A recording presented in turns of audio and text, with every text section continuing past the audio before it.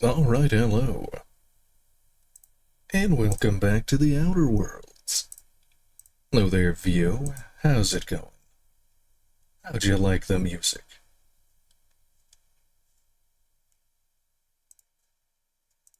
Let's see. Let's get everything set up here.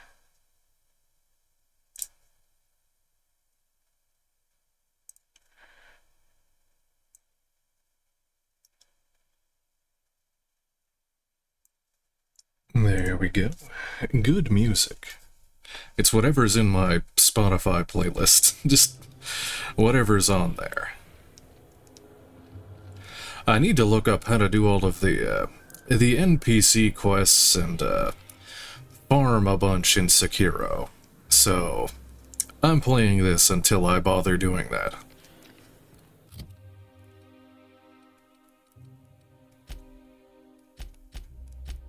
Let's see, what was I doing? Visit Ellie's parents on Bismantium. Okay.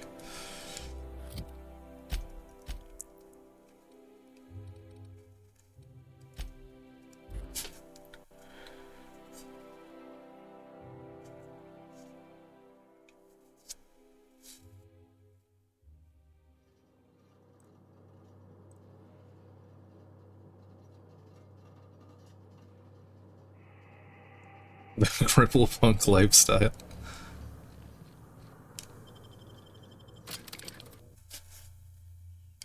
Yeah, my playlist is mostly just... I'm not a big music person, but I like kind of chill stuff, other than this, like, lo-fi beat stuff I have on in the background a lot.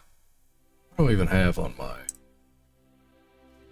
personal playlist. It's like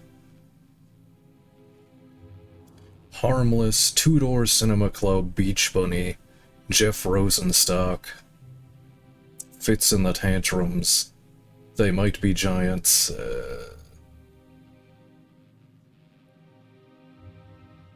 Days and Days, Roar, Surf Curse.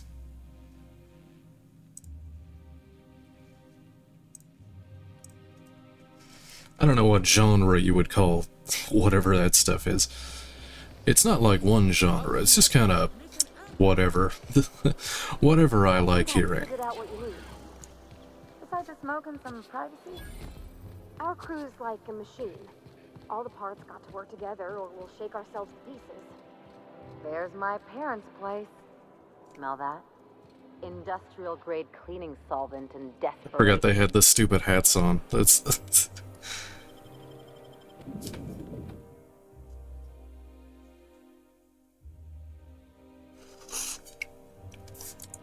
Ooh, a fancy place.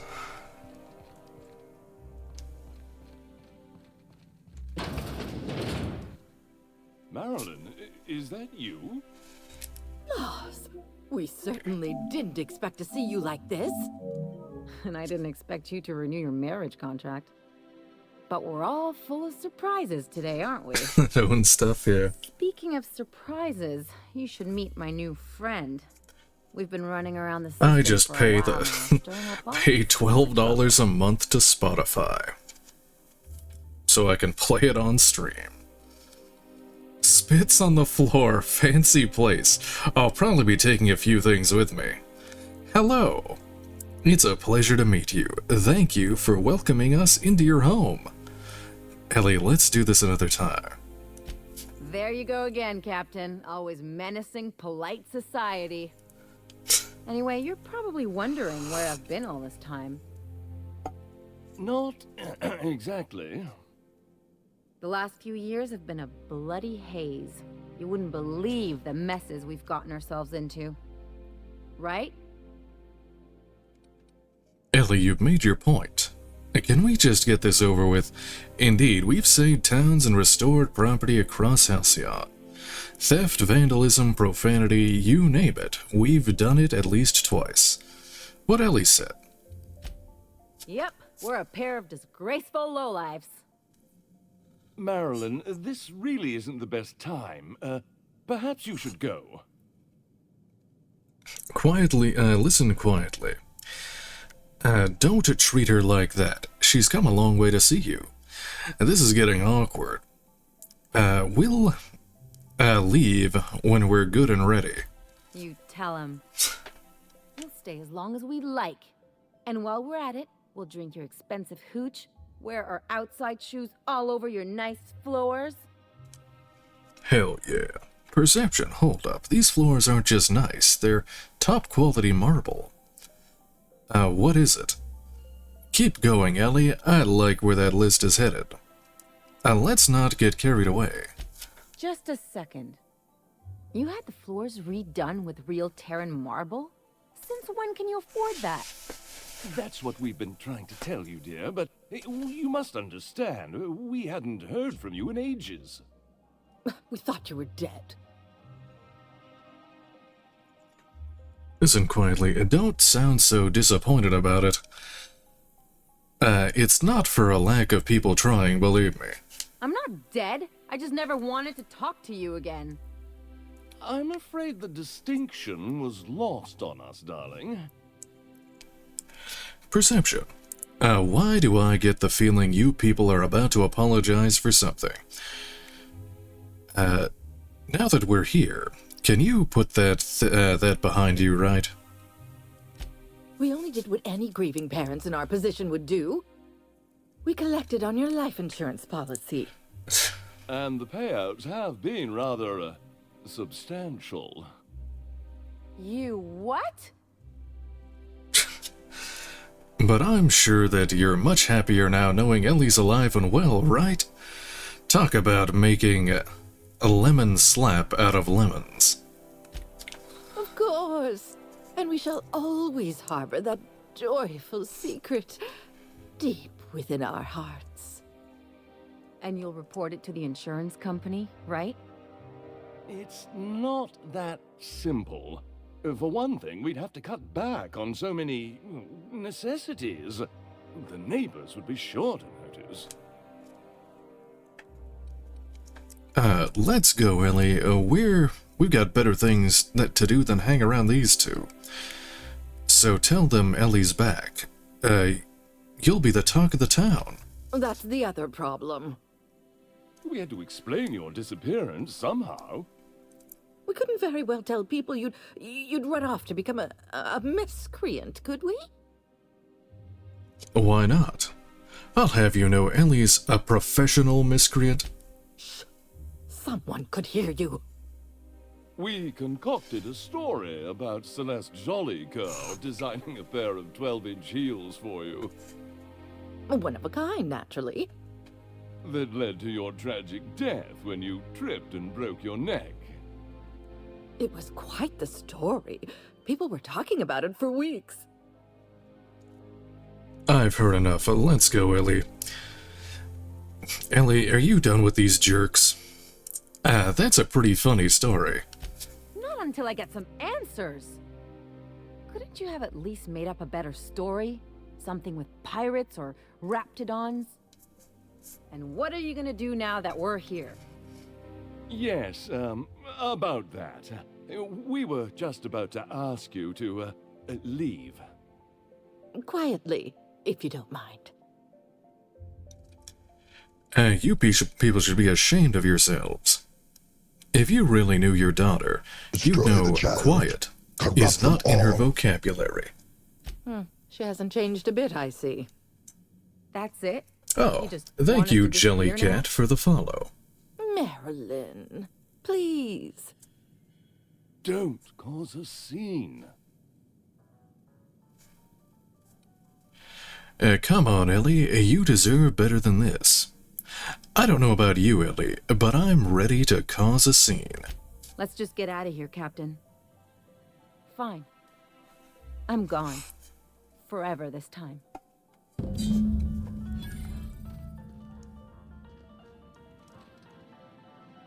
Let's see. Follow up with Ellie. Let's talk outside. Oh, outside. Okay. Can I rob them? Let's just put this unpleasantness behind us.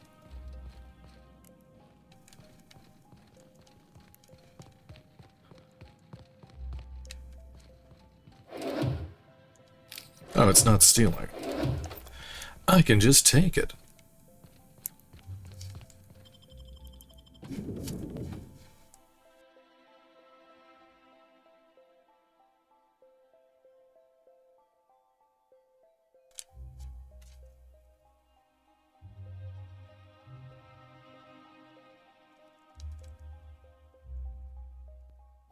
Can we talk?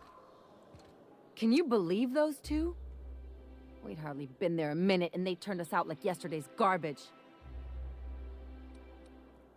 They shouldn't have gotten so upset. How do you think that would go? You were making quite the scene. Can we do this later? I wanted them to get upset. I just thought it would play out differently.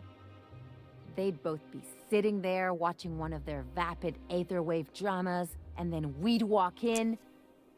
Mother would drop her mock apple cider, and the glass would shatter all over their overpriced marble. Father would tear off his glasses and blink open-mouthed. Come on, Ellie. We don't have to dwell on this. And then what? This is a very specific fantasy. Shh, I'm getting to the good part. I'd have a great one-liner in the tube. I was thinking either the leather's fake but the scars are real, or oops, did I just track awesome onto your rug? Intimidate. How about it's payback time and I'm collecting with interest? You've got a sense of drama. I'll give you that much. Yeah, I'm gonna use that one day. Now, getting back to my story. Father would throw his hands up, because this would be just like me, to come back and make a big scene. Then, Mother would do the old, "You had us worried sick." Her eyes would be red, and she'd have her fist in front of her mouth to stifle a sob. Hey, chin up. You're better than this. You're really hurt, aren't you? Don't get all mopey on me. I just didn't want to get booted out of the house I grew up in like that. It's embarrassing, you know. And I've got a reputation to maintain. Work through it on your own time. I just want to know that what we're doing next. Trust me, this was for the best. I'm sorry. It's a rough situation. That sounds familiar. I hope you don't think I'm talking about this because I want to be introspective.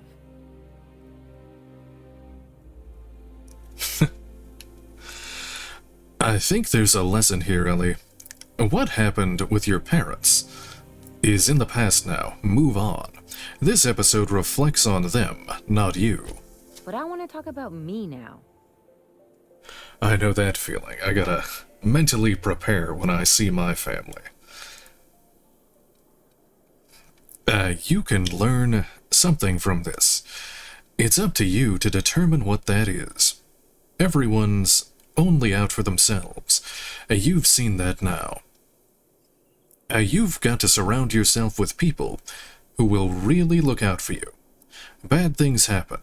It doesn't mean anything. Unless you mean the kind who'll look out for you to blink so they could swipe your bits. The galaxy's not exactly crawling with those. Anyway, I don't want to sift through this lousy experience for meaningful life lessons. I'm mad, and I want to do something about it. Something like... Wait a second. What if I could get that money? Keep talking. I don't follow.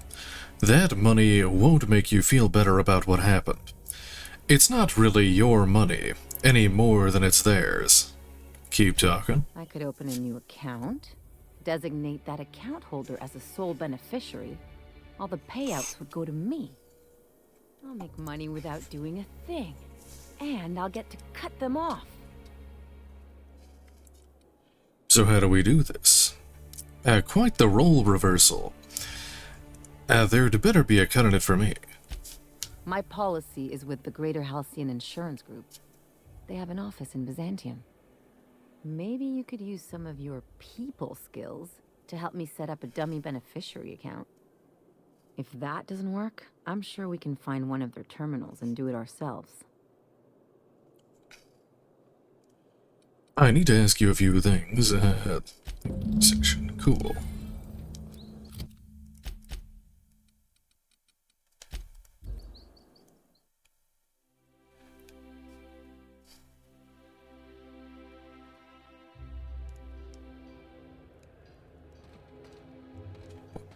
Where is it? Oh, it's above me. Okay.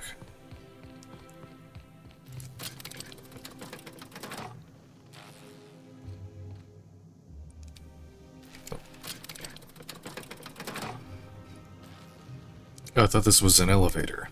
I guess not. Okay. That's the last of them. What? Okay, I'll just go here. I don't know how to get upstairs from here.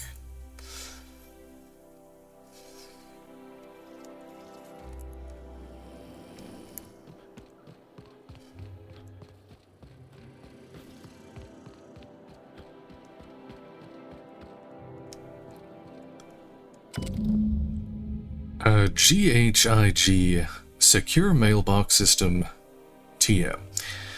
The sole letter in this mailbox is addressed to the Greater Halcyon Insurance Group, satellite office in Fallbrook on the planet Monarch. I guess we're going to Fallbrook. Okay.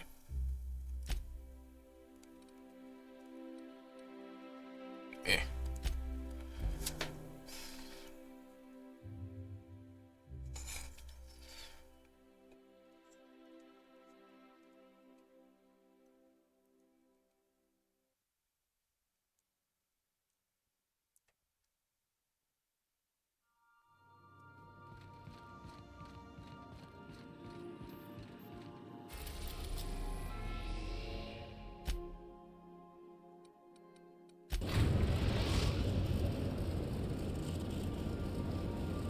We're now in orbit above Fallbrook, Captain.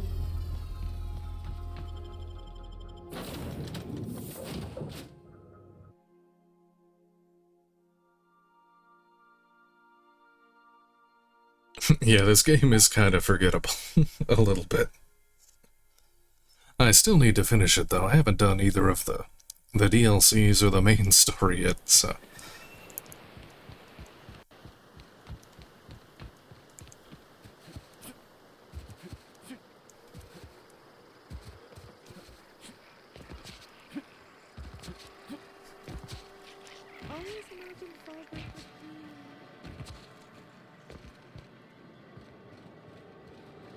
This looks like the place.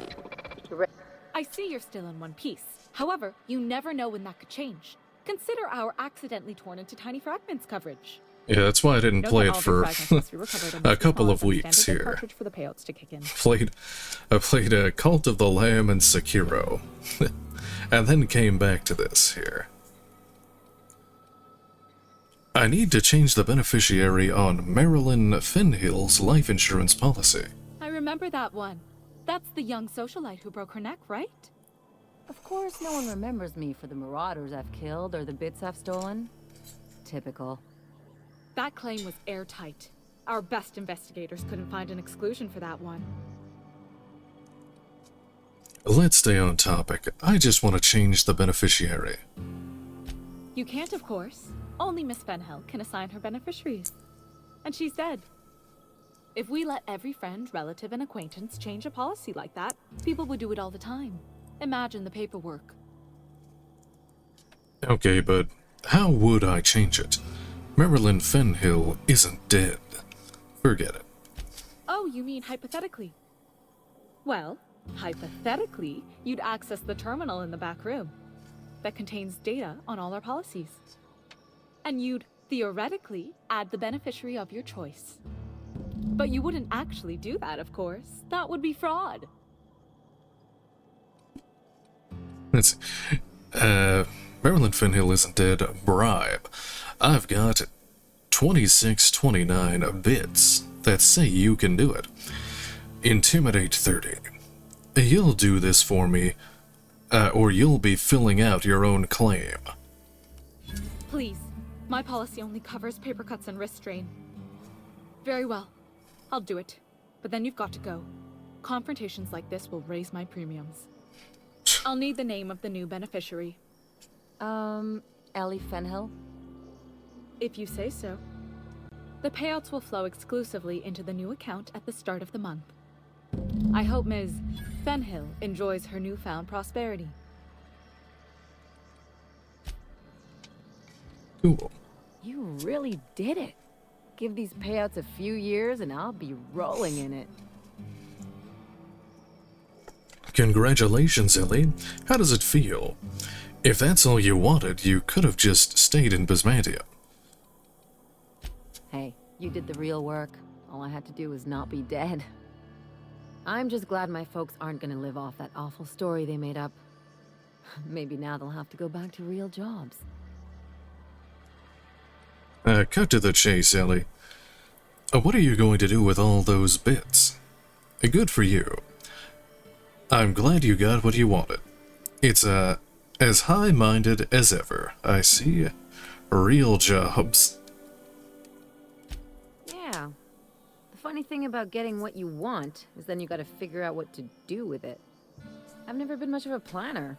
Makes my eyeballs itch. Who needs a plan? Figure it out as you go. Why not? You've got to plan ahead at some point. If only you could have been my chief surgeon back in the day. Anyway, enough of that. You did a job for me, so here's your fee. I appreciate it, but I didn't do this for the money. Thanks. I'm glad we're remembering what's important. Hey, a job's a job. You know that. That's one of the things that makes you so easy to follow. I thought it was my charming personality and good looks. Really. I consider myself a realist. Don't get ahead of yourself. I don't normally hand out compliments. A lot of folk expect some kind of soft-headed charity, especially with me being a sawbones, but you get it. You gotta take care of yourself. You can't count on anyone else to do it. Nothing says two allies can't keep an eye on their own interests. I'm not looking to get all introspective about this. I hear you there. You know, I'm thinking I ought to find another gig once this one's all done. One where I can really work on my own. Good luck, whatever you do. That's a good idea. You sure about that? Easiest way to take care of myself is to work with the one person I trust the most, right? Anyway, enough chit-chat. Get a trophy. Completed all companion quests. Oh, cool.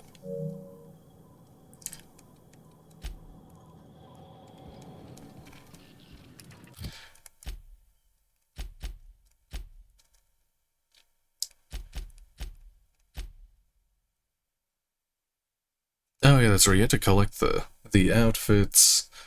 I don't know. I don't want to do that. I'm too lazy to use the password Hortense I gave you to access via the terminal.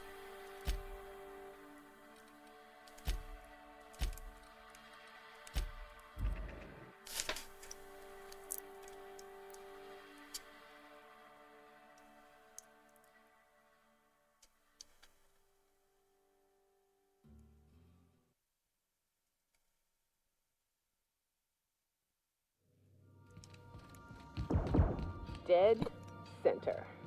Next round's on you.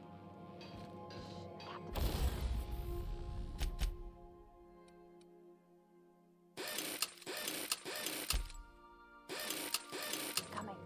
Put your gun away. Act casual. Oh,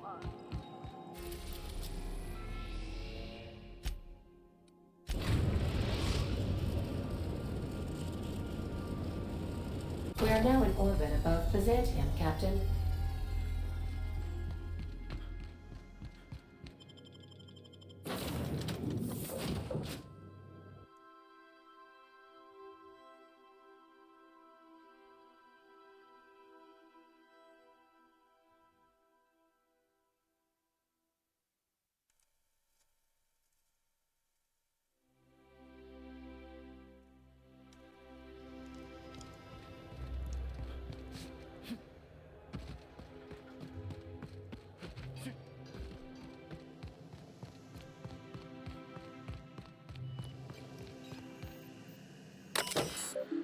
Warning, access to this area is restricted.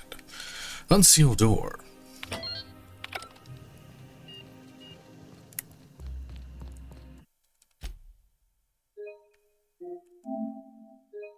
Welcome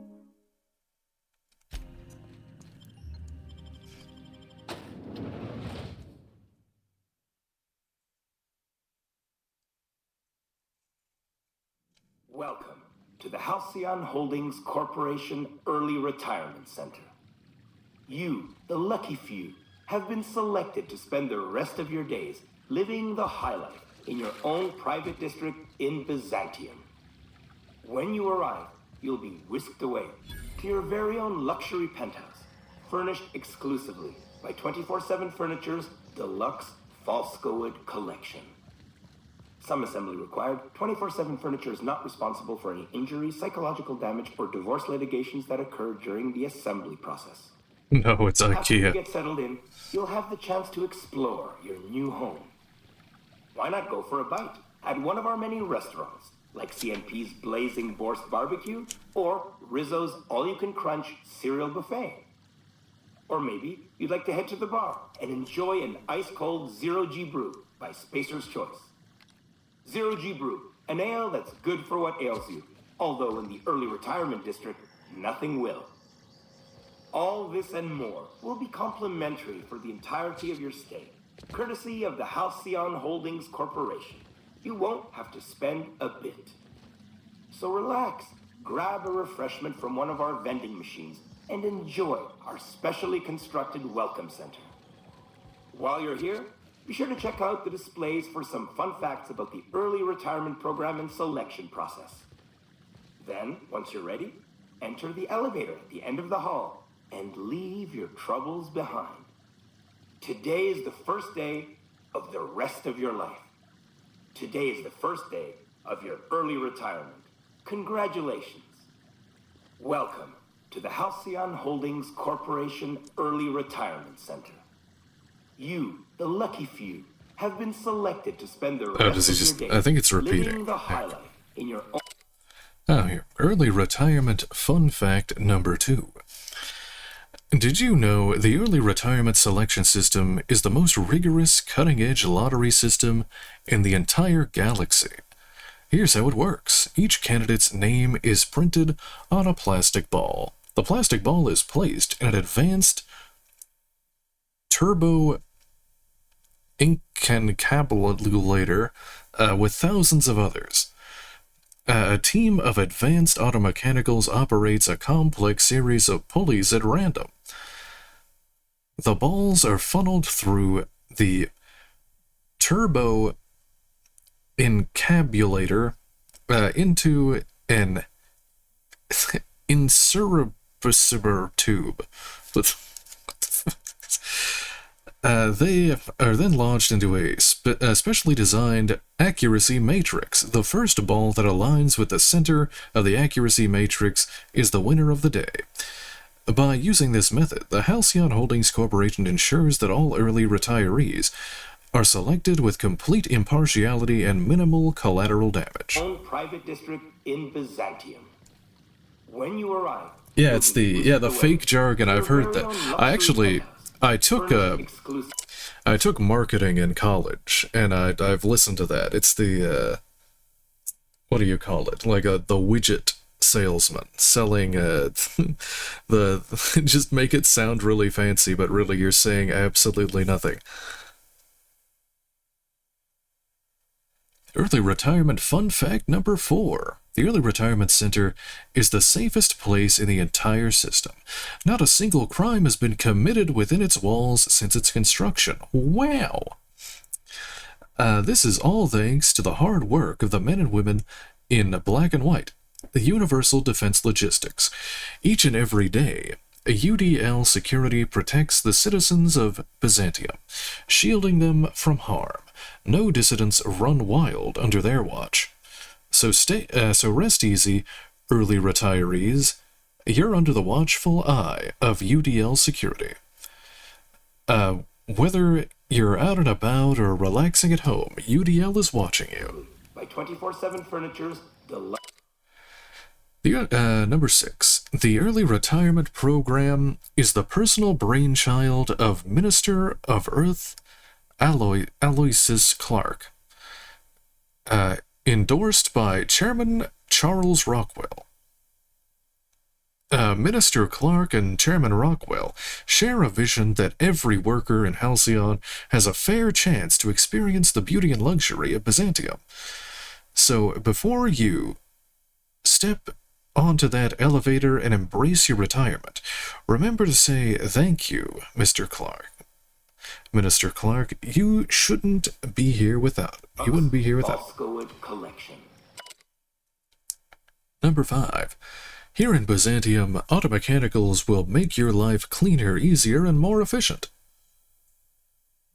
Just as they do in the rest of the city, teams of automechanicals regularly sweep through the streets of the early retirement district to give it that classic Byzantium sheen.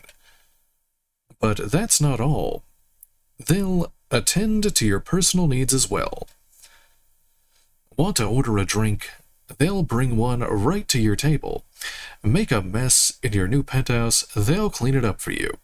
Why, they'll even carry your luggage. Once it's been cleared by security and released from our custom warehouse, of course.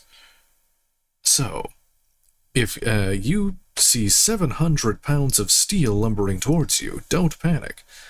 You probably just dropped one of your Happy Dale Farm's woolly curds. Whoops, don't worry. I'm sure it's still good. Some assembly required, 24/7. We're sure that all of you had a wonderful time completing your early retirement application forms, but we know that even something like paperwork can get a little old after 87 pages.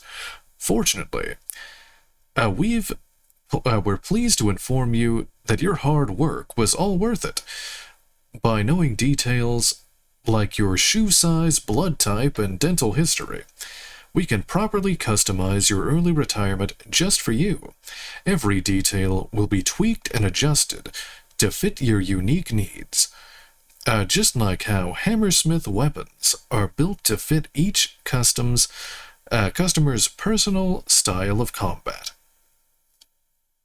What do you want, Hammersmith? Furniture is not responsible for. You're special. Each month, hundreds of thousands of workers apply to the early retirement program. And across the Halcyon system, that doesn't just include workers on Terra 2, but those who live on the Groundbreaker or Hephaestus as well. Even after weeding out undesirable or unqualified candidates, only 2.3% of those entrants are selected for early retirement. I sure hope you bragged to your neighbors before you left. Way to overcome the odds, champ. Injuries, psychological damage, or divorce litigations that occur during the assembly process. After you get settled in, you'll have the chance to explore your new home. Welcome to the HHC Early Retirement Center. Before beginning your new life in Byzantium, our safety regulations require you to consent to the following. You hereinafter refer to as employee. Consent to the rules and regulations of the Halcyon Holdings Corporation Early Retirement Center. Hereinafter referred to as the Center. The employee confirms that they have read and understand the rules of the Center, as written in Article 3, Section 5, Clause 27 of the Early Retirement Welcome Packet. The employee also confirms that they received this packet en route to the Center. In the unlikely event of injury, death, or loss of personal items, the employee assumes all liability for the incident. The Halcyon Holdings Corporation and its subsidiaries bear no responsibility for the incident and offer no compensation. Should the center recover any lost or stolen goods, the employee must retrieve them within 48 hours or the goods will be forfeit. If the employee is having second thoughts about living out the rest of their lives in unparalleled luxury, then they may exit the terminal and return to the center's landing bay. There, the employee may turn in their winning early retirement ticket and await the next outbound transport. Don't worry, that ticket won't go to waste. It will be given to another deserving worker to keep the center's inbound population at ideal levels. Otherwise, if the employee is ready to begin the final leg of their early retirement journey and enjoy all the center has to offer, please select I consent. I consent. Congratulations. You just made the first step in the greatest journey of your life. Now please proceed to the elevator. Your early retirement awaits. Why not go for a bite at one of our many restaurants, like CMP's Blazing Force Barbecue or Rizzo's All-You-Can-Crunch Cereal Buffet? A cereal buffet. That sounds cool.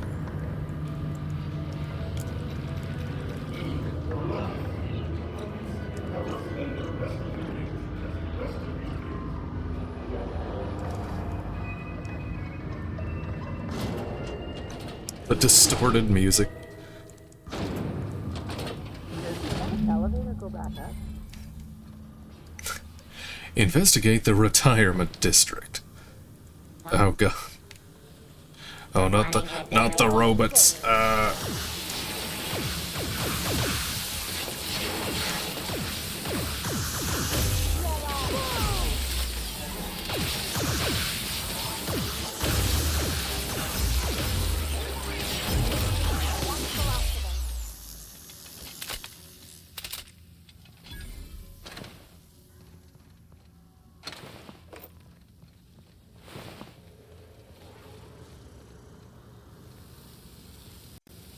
You're just...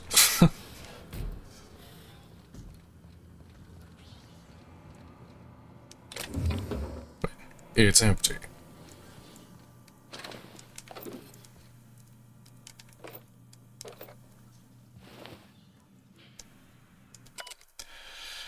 Refund request. TNL shock cannon. To TNL customer service. I would like to formally request a refund on my new TNL shock cannon. You advertised it as the most reliable tool for disabling rude or disobedient automechanicals. But if you load it with an energy cell that is covered in your own blood, it misfires. I've used TNL weapons consecutively for 7 years, but if this matter is not resolved, then you'll have lost another customer. You will also have lost another customer if I die, so you'd better hope that I get this blood back into my body.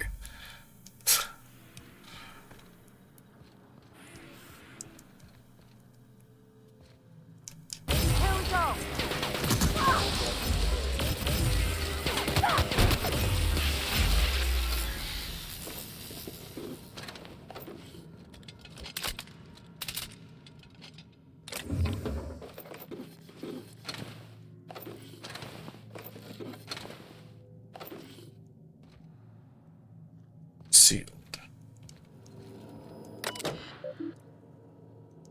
And that's it. Note, due to the nature of their assignment, automechanicals in the HHC Early Retirement Center were not constructed with a standard maintenance mode or IFF transmitter responder.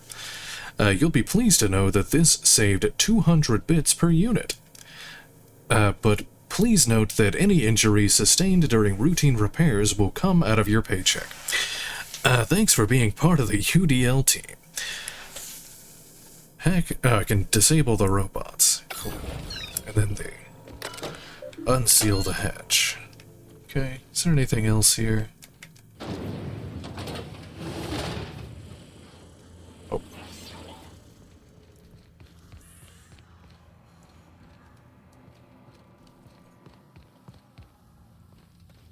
Nope.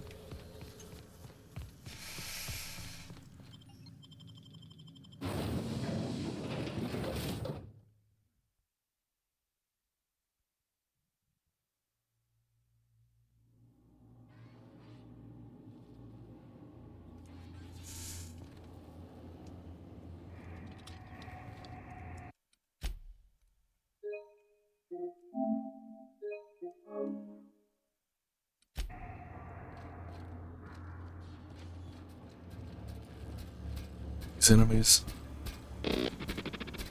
No.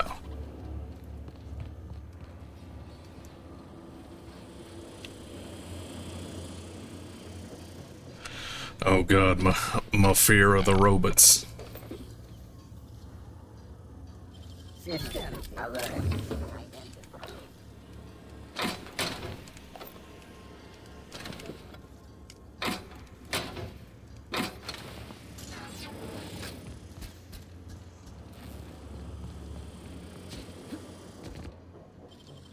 Great work.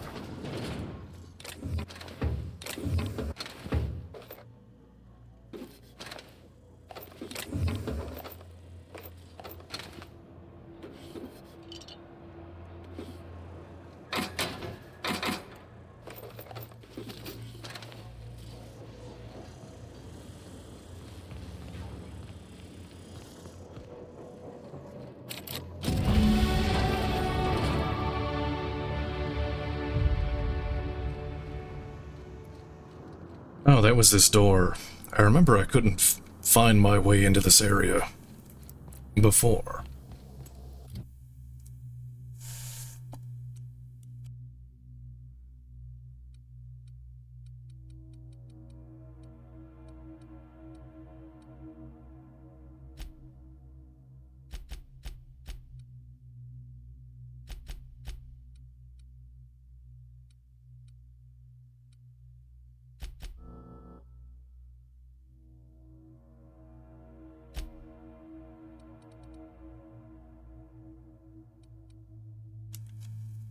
Let's see.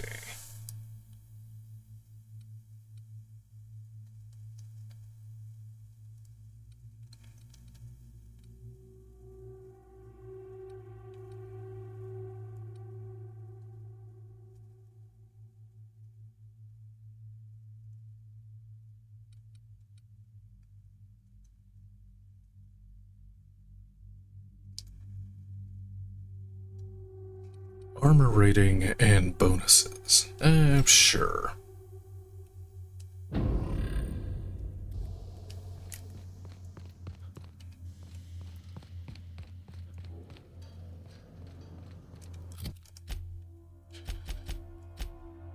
A return to that person.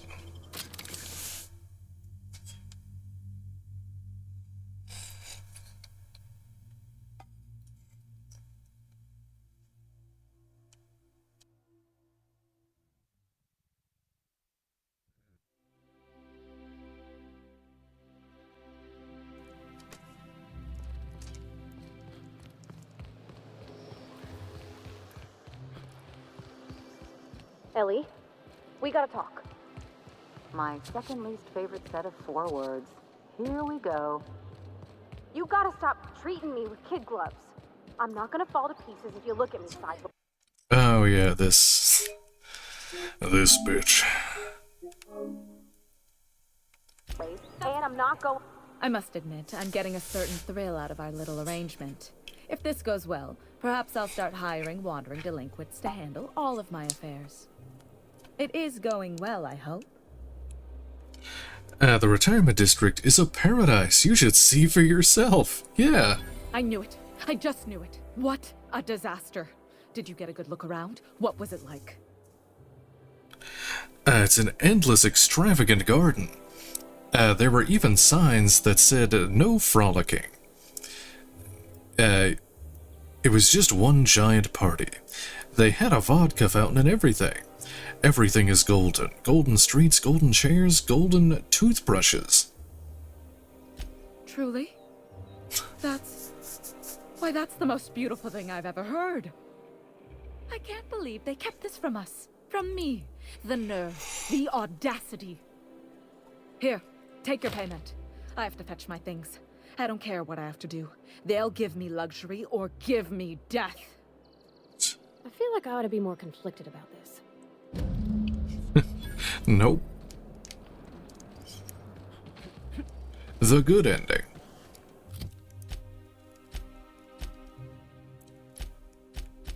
Alright, let's see. Retrieve the dimethyl sulfoxide.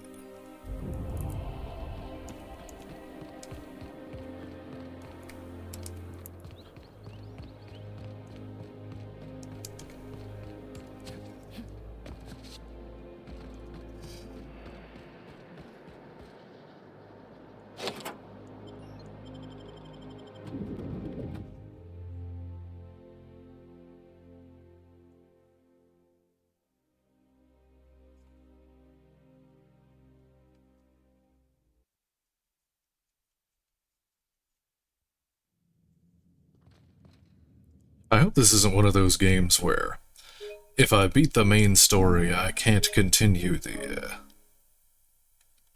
game, because I still need to do the DLCs.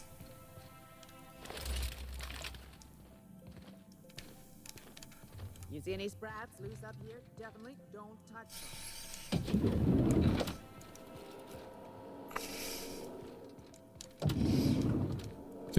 them.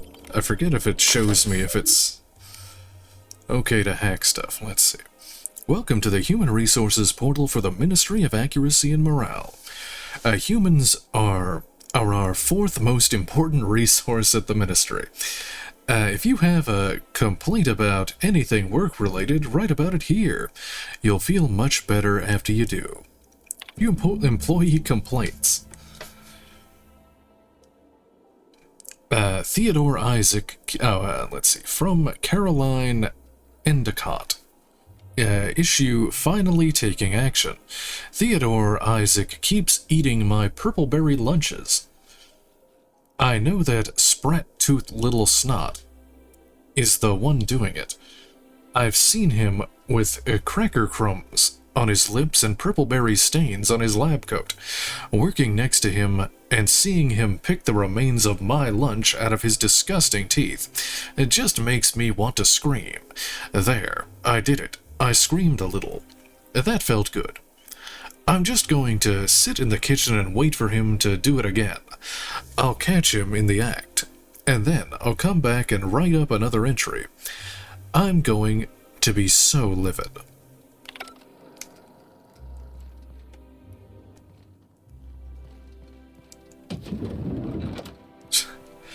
Well, I'm sure I hope it's good. Oh. Restricted area. And I don't have a card to sneak through. Let me save before I mess this up.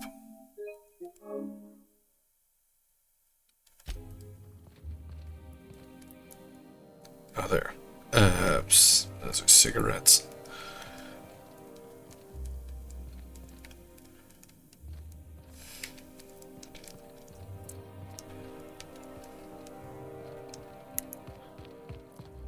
What am I doing here? Let's see. Oh, those are both the...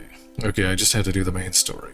You learn that the dimethyl sulfoxide is in the Ministry of Accuracy and Morale, along with whatever Chairman Rockwell is working on. Caroline, a scientist at the Ministry of Accuracy and Morale, has an ongoing feud with Theodore, one of her co-workers.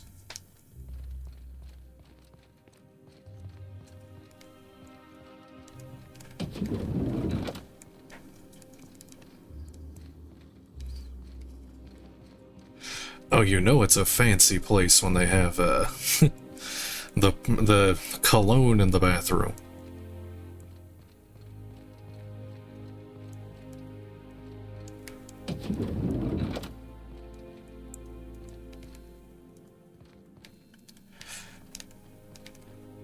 I'm looking for one of those, key card things that gives me a disguise. Can I go over here?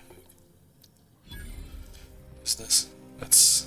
oh, just office clerk, generic people. All generic people.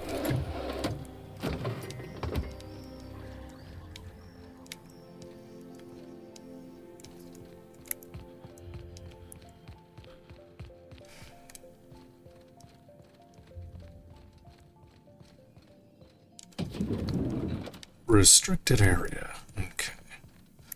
I might need to pickpocket someone. And see if they have a card. Or maybe I missed something in here. Or I might just have to sneak around back there. Or maybe there's one back there. Oh, wait. No.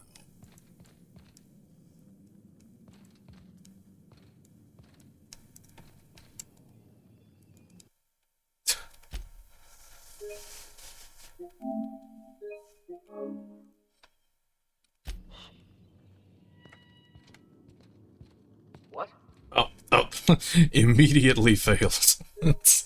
The instant failure.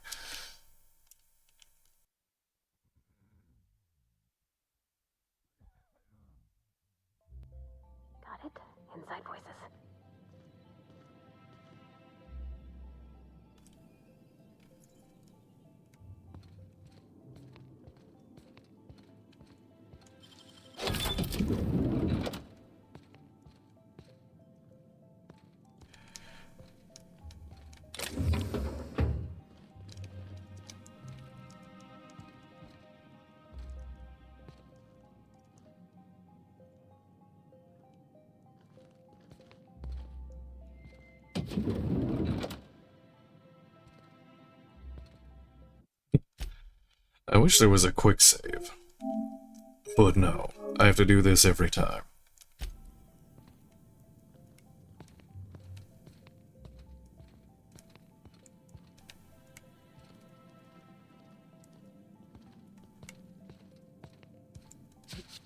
Oh, that's... Oh, it's sealed. No. How do I get through here?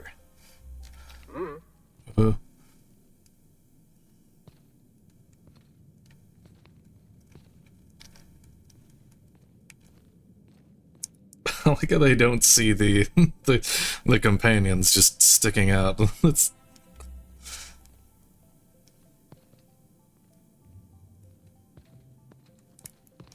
Huh? What was that? What? Something's not right. Do I just have to kill all of them? I think that's... No. Whatever.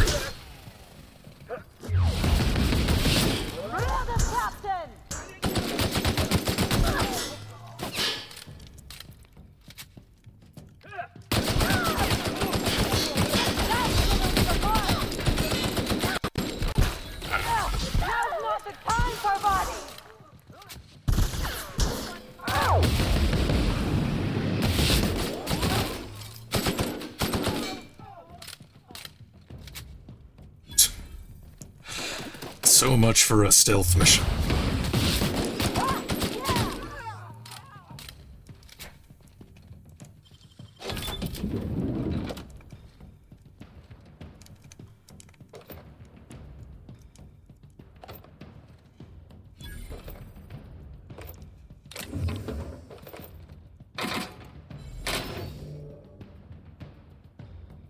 Oh, there was actually one in here. Okay, hold on. Let me... I could probably... whatever. They're already dead. Screw it. Oh, there was actually a door. I could have just... Or not.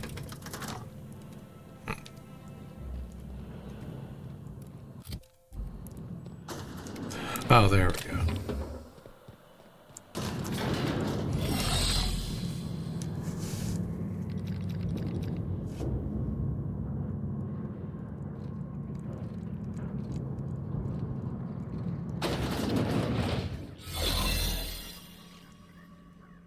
Okay, now I have a disguise.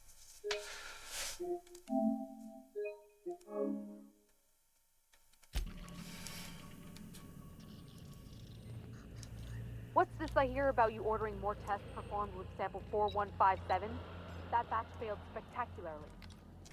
I saw a variance in the results that we never accounted for, so I had the techs run the trial again. Let the record show that subject 23K's cause of...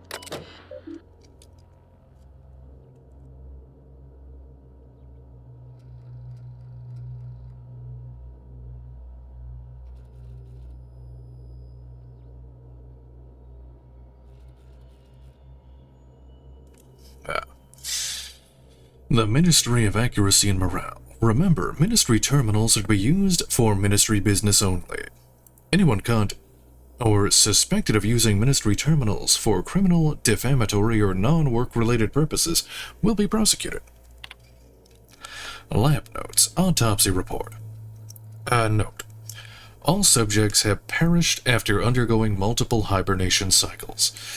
Subject 19F, massive cranial hemorrhage upon removal from hibernation chamber. Subject 61B, intestinal rupture upon removal from hibernation chamber. Subject 82C, lab technician accidentally shorted hibernation chamber. Subject electrocuted.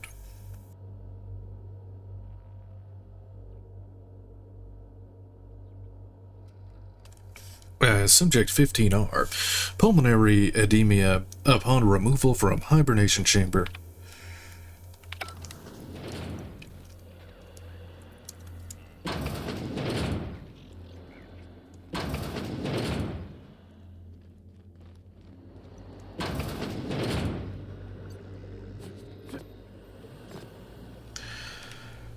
Oh, wait.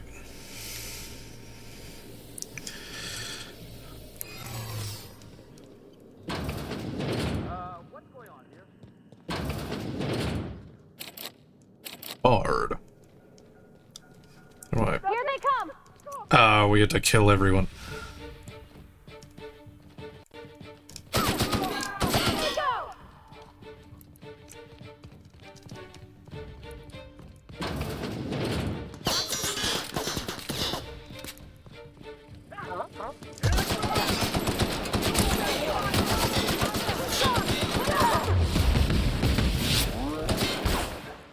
I could have probably, if I knew where to go. Let me just figure out where to go and I can probably,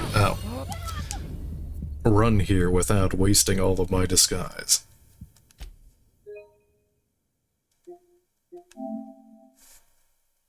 Round 2.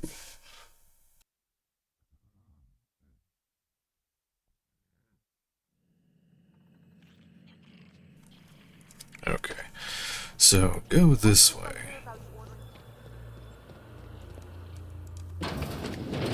Let the record show that subject 23 is on set.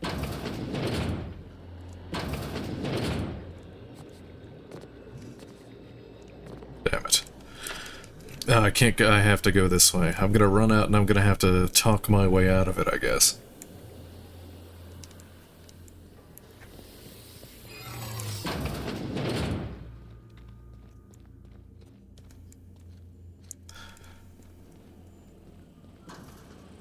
What was that? Here, let me... No visitors allowed, citizen. I'm going to need to see some identification. Persuade. No, you're not. That's... Lie 30, how embarrassing. I must have left it at home. Intimidate. You'd better show me some identification real fast, if you want to keep your kneecaps. What? You don't need to see my identification. That's the...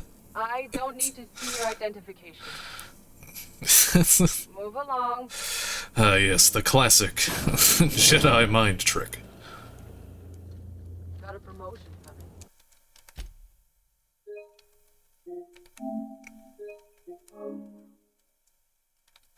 I can feel it.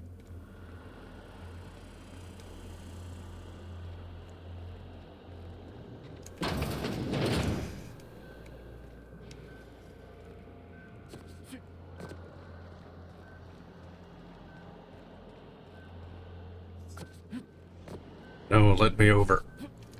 They make it so you can't jump so you don't get a shortcut. No, they thought of everything. Oh wait, maybe I can... Yeah, there we go. What? What do I do with this?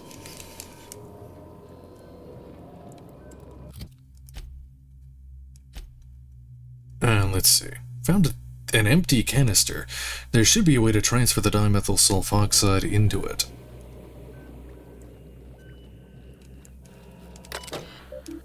Transfer... let's see. We'll do the Human Experimentation Station at the Ministry of Accuracy and Morale.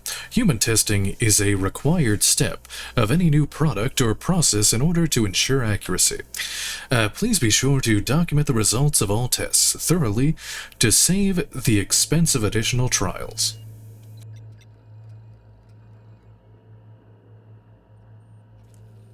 Transfer the dimethyl sulfoxide canister. View lab notes. In addition, the addition of dimethyl sulfoxide to the current round of tests has resulted in some improvements. Subjects are showing improved circulation and increased neural activity. However, our formula is still missing something. We're still unable to fully revive subjects from long-term hibernation, and removing their supply of dimethyl sulfoxide results in their rather excruciating death.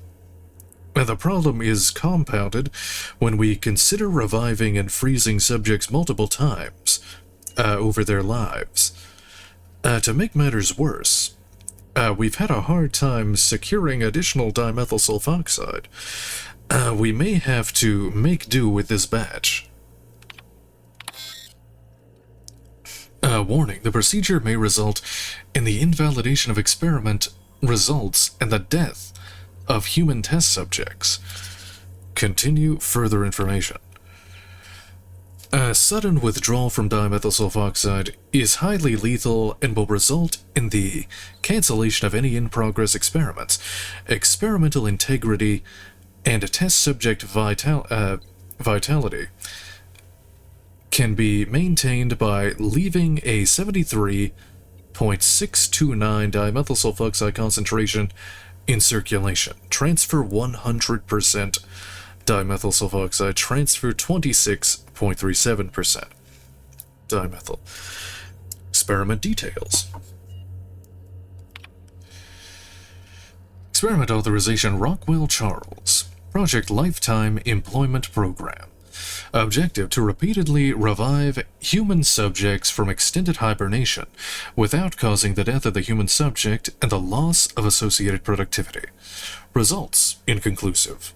Prognosis cautiously optimistic. What do I do? Make a save. Do I kill everyone?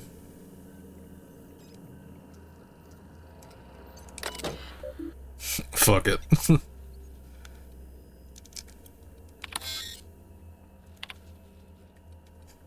So long.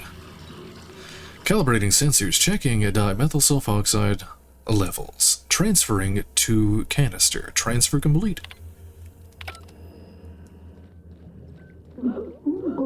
Oh, they're gonna watch me, make me watch them all die. No. Rip.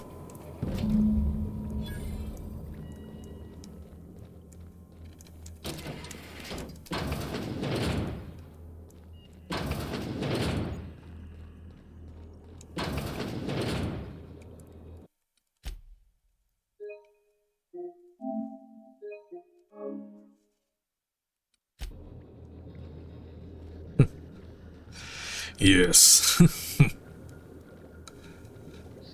This area is for authorized. Can I Jedi mind trick him again? You're not supposed to be here, are you?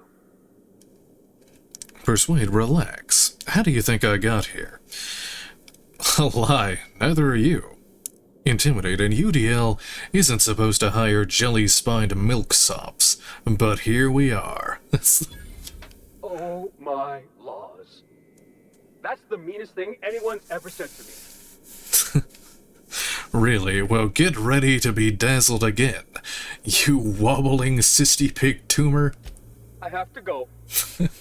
I promised myself I wouldn't let anyone see me crying on the job. Again. And I was going to escort you out nicely. Keep walking, crybaby.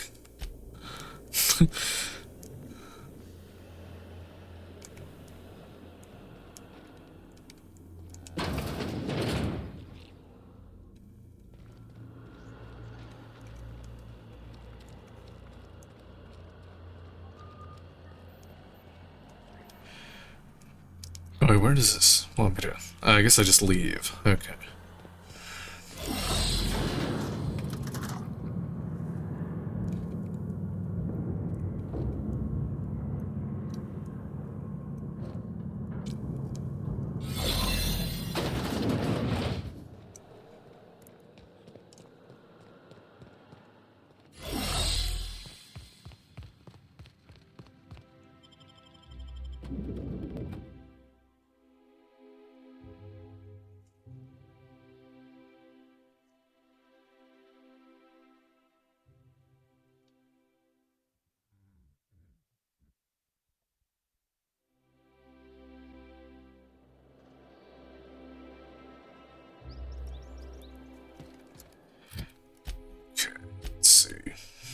Return to Phineas.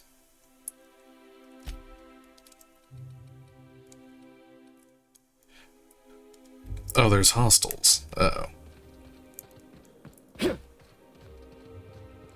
Did I? Oh, they're very mad. Oh boy.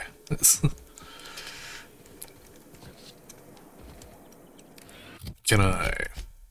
Nope, I'm gonna have to kill my way out of here, probably.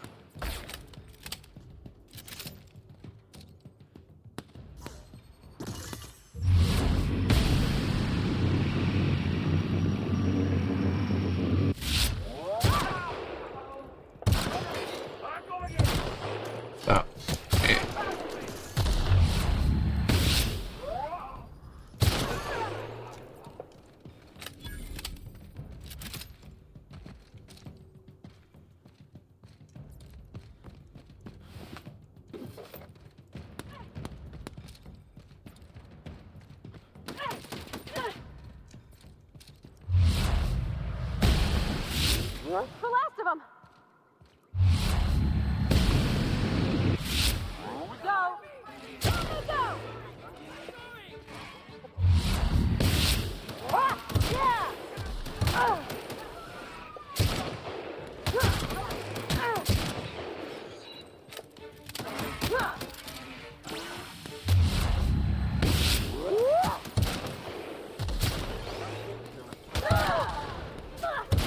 Oh my god, I suck.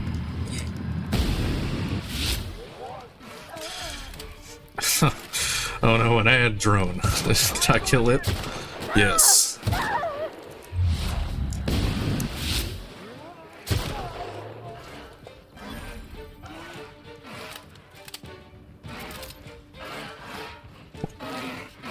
What's that noise? What was that?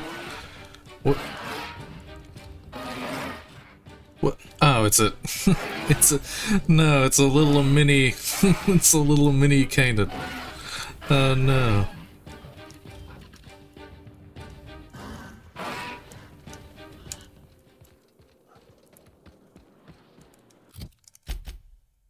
No, I just had to shoot my way through the entirety of Byzantium.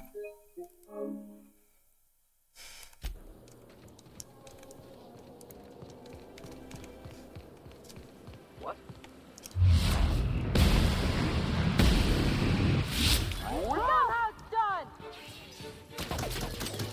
Good riddance. Kill them all. Let God sort them out.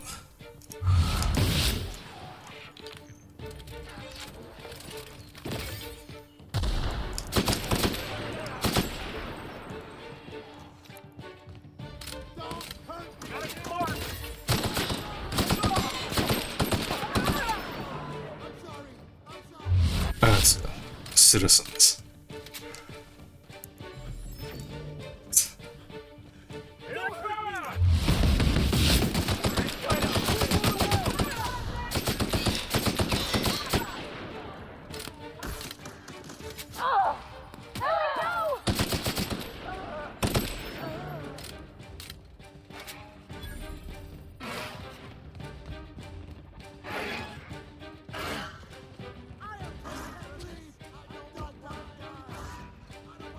No, I have to kill the drones.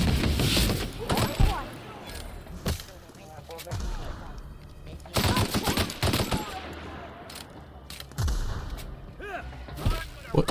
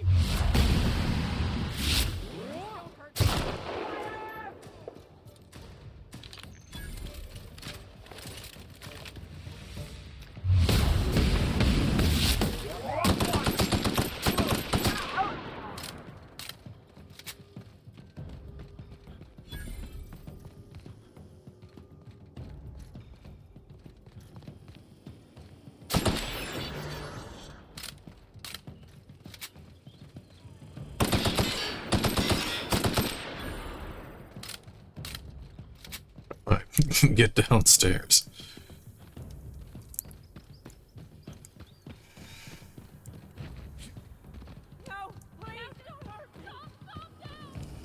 Oh, I must destroy the ad drones. Get out of here.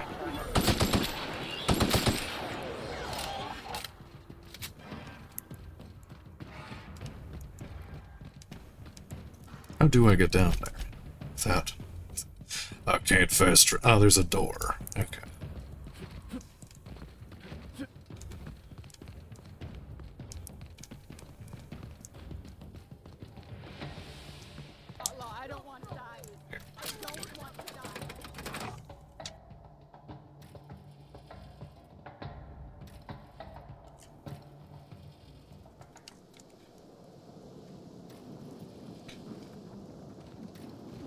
Any day now.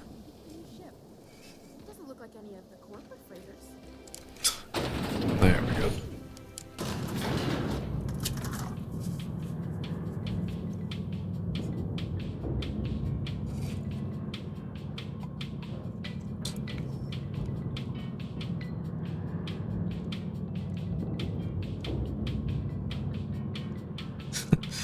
Remember, no Russian.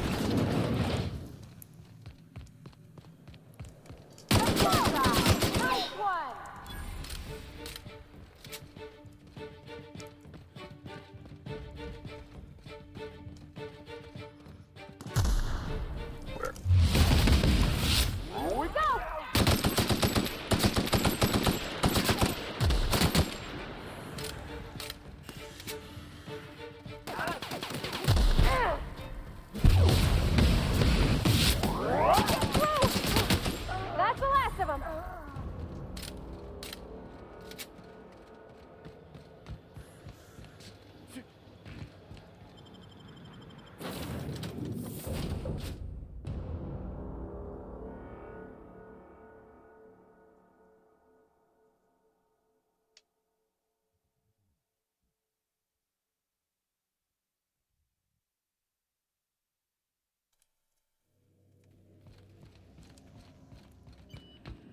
You have a message from Adjutant Sophia Akande. No one ever looks quite the same in person as they do in my reports. And my reports of you have been exceptionally thorough. You've had quite a career. Let's skip the pleasantries. I'm just getting started. It got your attention at least. You mean stumbling around the colony pretending to know what I'm doing? I think you're being modest. I've been keeping up with you ever since Emerald Vale. Now that was an interesting piece of work. A rundown backwater, barely worth the ink on a map. Until you showed up. When you cut off power to Edgewater, you saved me a great deal of trouble. Now I don't have to bother trying to save that town. All this happened because some mysterious stranger fell out of the sky. The mysterious stranger. Dumb. Really? Who? I get it. You're well informed.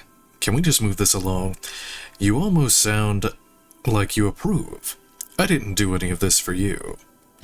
Frankly, I'm amazed you've managed to get as far as you have without accidentally eating something poisonous.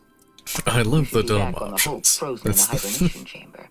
Yet here you are, flying about in a stolen ship, leaving a trail of paperwork. I chose it. I chose the dumb option.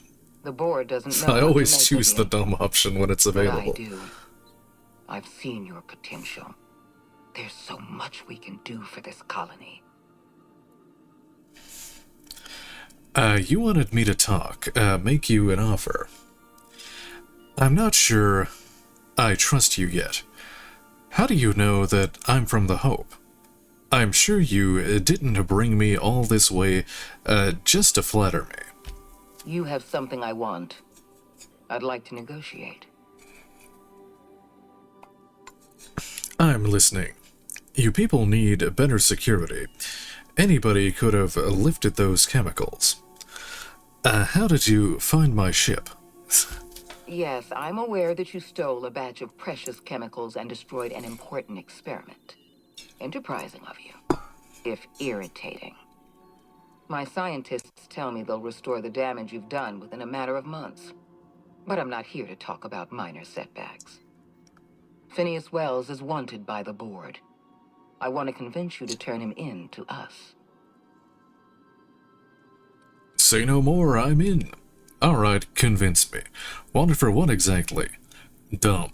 The answer is no. Get her off my ship, Ada. I'm not on your ship. This is a transmission. Adjutant Akonde's call has been terminated. Will there be anything else, Captain? Let's go and let's get out of here.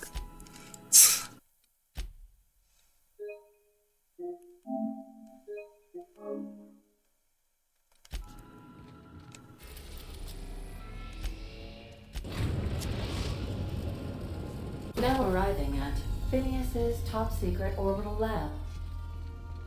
The best.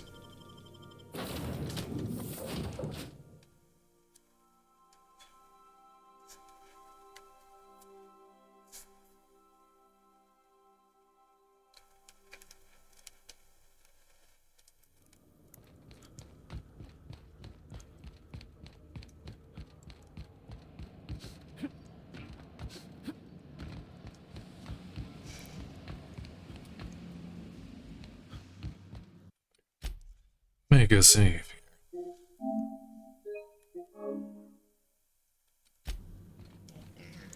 I've kept myself busy in your absence, optimized my formula. I'm now confident I can revive the remaining colonists. All I need now is the dimethyl sulfoxide. I'll take as much as you can give me. Forget about the chemicals for a second. The colony's on the verge of collapse. I found your chemicals in the ministry. The board was testing them on human subjects. Human test subjects? Oh, that's grotesque. That's unthinkable. That's exactly what I'd expect out of the board. I had to let the test subjects die. But I brought back all the chemicals they had. I put them out of their misery. Here's your canister of chemicals, by the way. Thank you. You've brought me enough chemicals to get started, at least. I'm just sorry they came at the cost of human lives. Those poor people, they must have died in agony. What exactly was the board trying to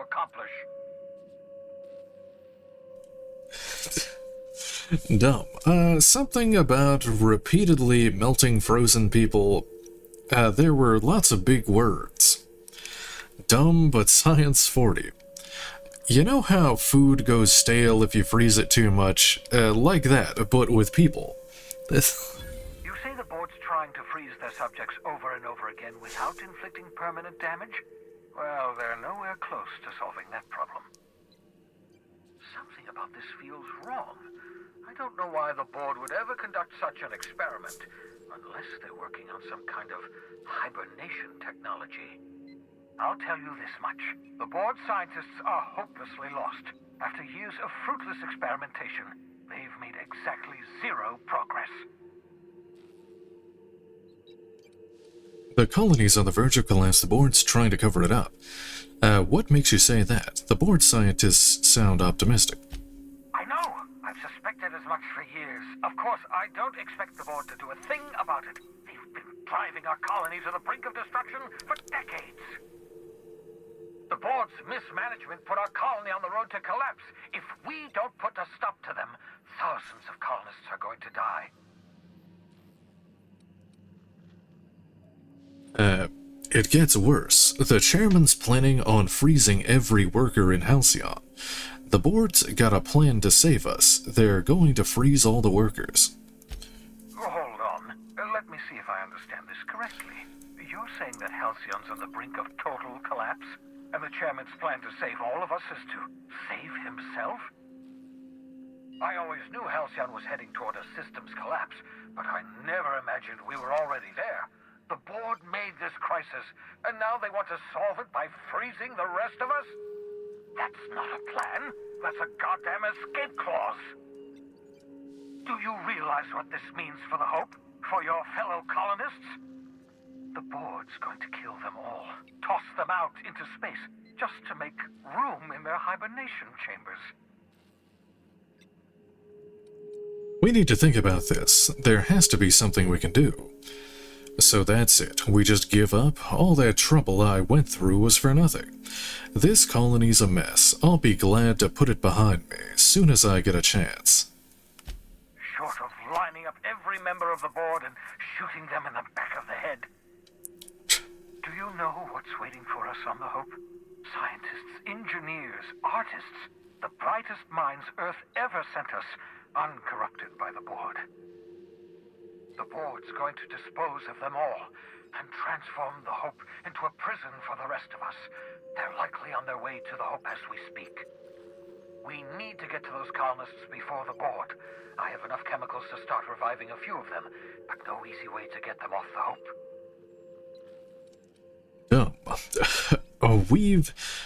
It would have been a lot easier if you just set up your lab next to the Hope. Merciful gibbering law, you're a genius! We bring the Hope to us. Skip the entire ship across the distance of colony space, right next to my lab. Alright, walk me through this. This is crazy. I like it. You're completely out of your mind. Just wait until you hear the details. I haven't been this energized since the time I injected myself with raw cavanoid. If we link up the Hope to the Unreliable, then use your navigational computer to calculate a reasonably safe vector, we can skip the entire colony ship into the rings of Terra 2. I don't know much about skip drives, not the physics anyhow. I do know the Hope's real massive. How's our bitty little ship supposed to skip it? Excellent question, my sharp-witted mechanic. You will use your own ship to power up the Hope's skip drive. Your navigational computer can handle the rest. I've got a healthy disregard for personal safety, but this sounds crazy, even to me. Your instincts are correct. By any reasonable definition of sanity, this plan is crazy. Isn't it wonderful? You'll need to switch on the Hope's auxiliary power using the Unreliable. Then head to the bridge. Your navigational computer, Ada, should be able to activate the Hope's skip drive. Once you've skipped the Hope next to my lab, I'll have easy access to the frozen colonists. I can start reviving them immediately. I'll do it. Wait, I've got some questions. This plan is insane. I need some time to think it over. Some questions. Certainly. How can I help? Should I expect any resistance? I need to know the risks. People aren't going to notice a gigantic colony ship slamming into the rings of Terra 2. Unlikely. The Hope is as massive as the Groundbreaker, but compared to the rings of Terra 2, positively minuscule.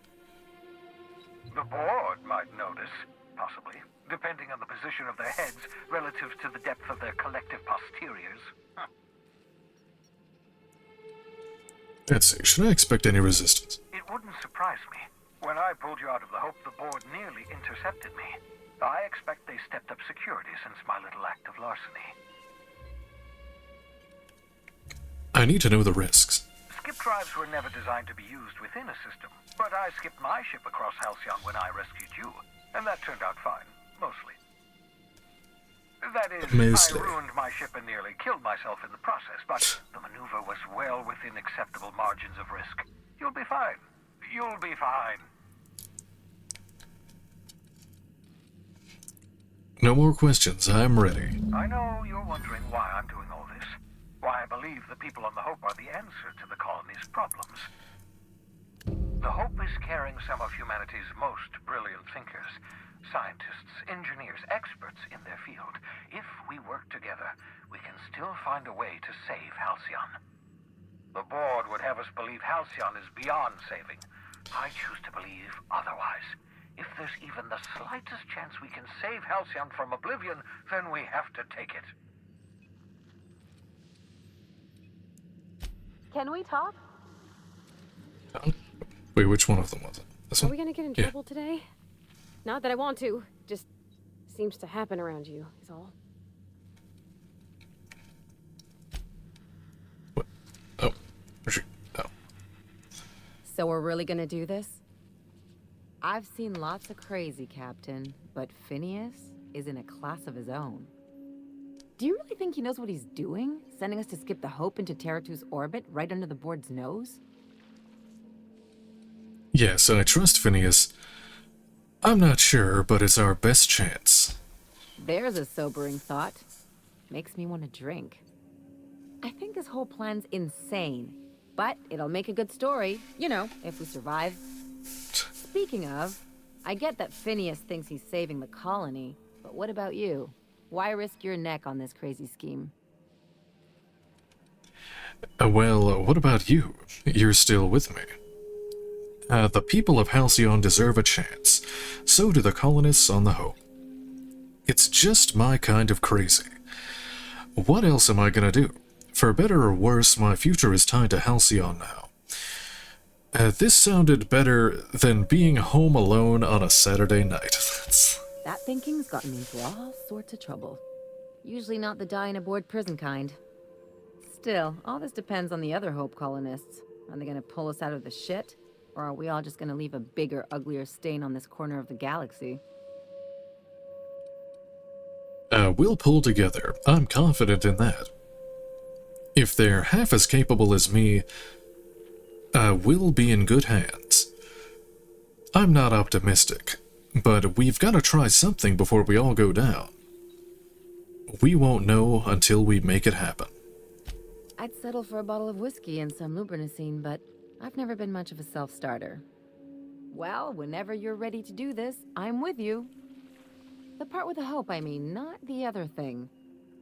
Anything else?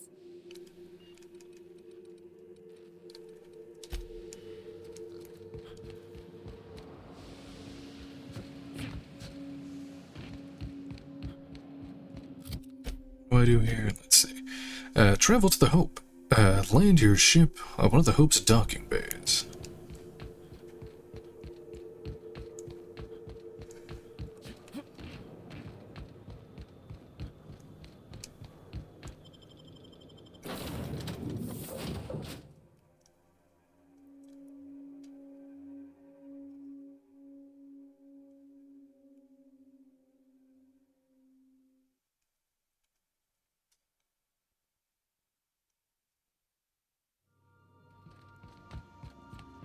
Captain, I hope Dr. Wells has not dragged you into one of his irrational schemes again. My diagnosis of his mental stability is not flattering.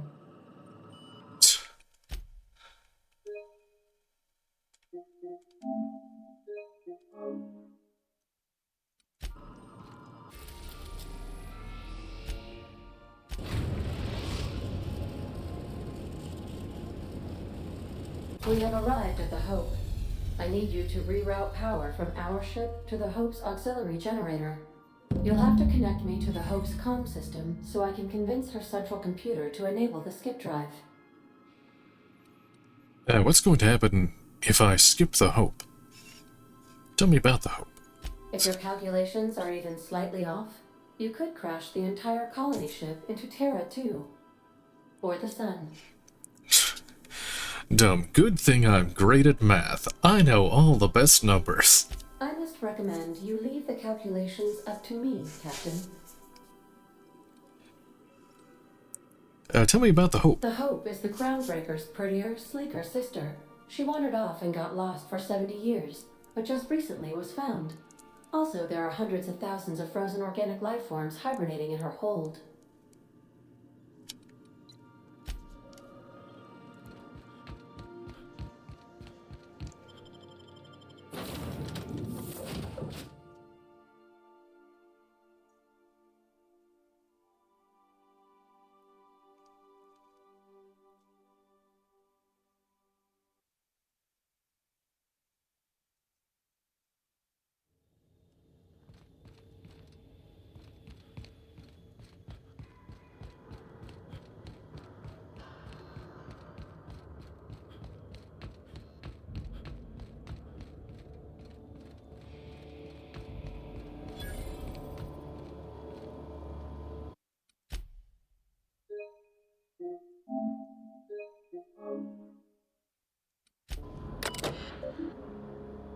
Available functions. Patch, route an auxiliary power source to supplement UDL-02's reactor. Status, power status report. Logs. View archive logs, recorded audio transmissions, and/or internal messages. Logs. Pre-launch roll call.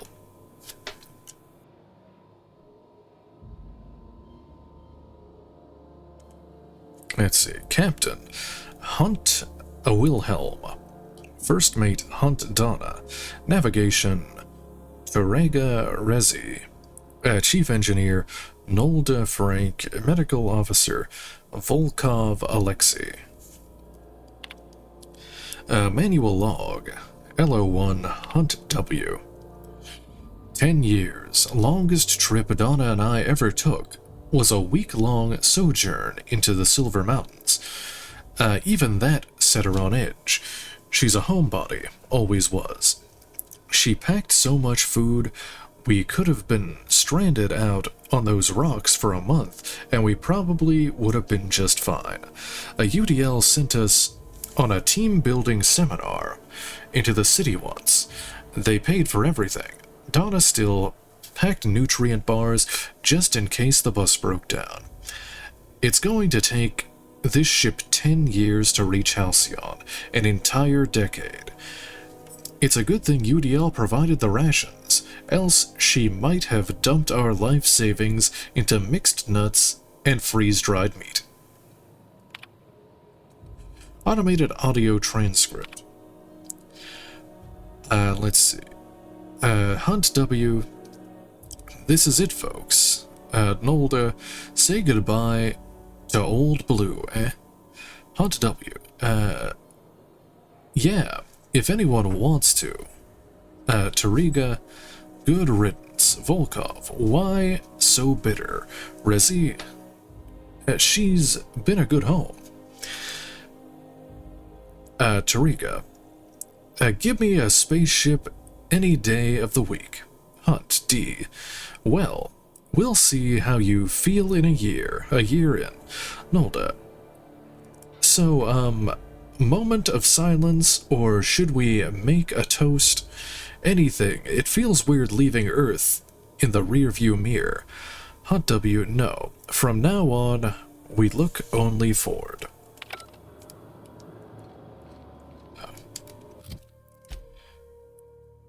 Let's see. Repower the Hope skip drive. Reroute power of the ship. Ada will make sure the ship can skip properly. Status. Power maintenance hibernation chamber. Okay. Patch.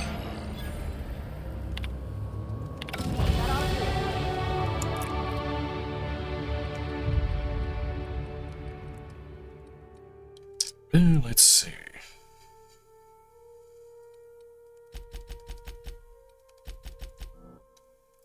Actually.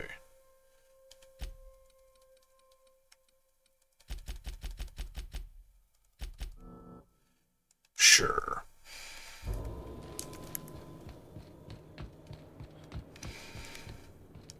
Oh, there's robots here. Here they come. Oh, oh no, it's the corpos.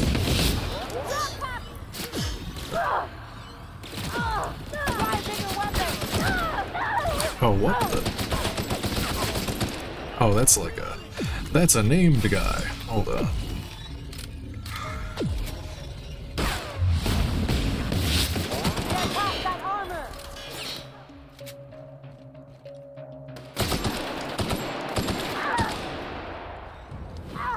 Yeah, Quincy Duncan. What? Who's hitting me?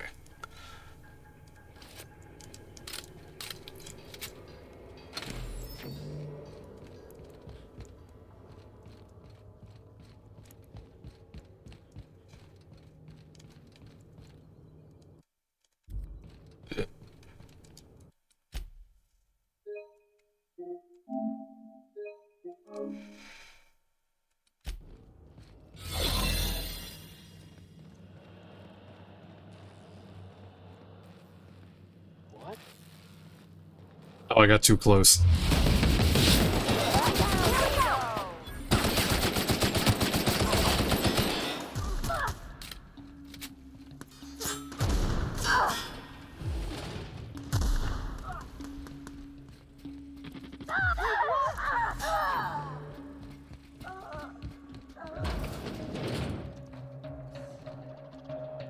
Oh, in combat.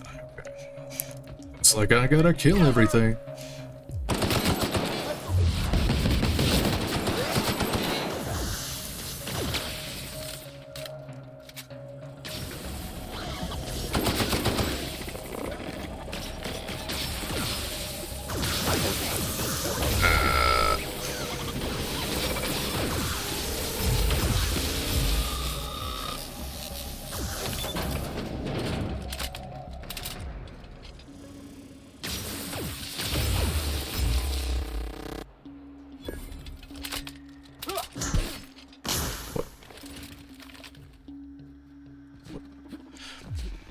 Oh no, I trapped myself down here. Oh well.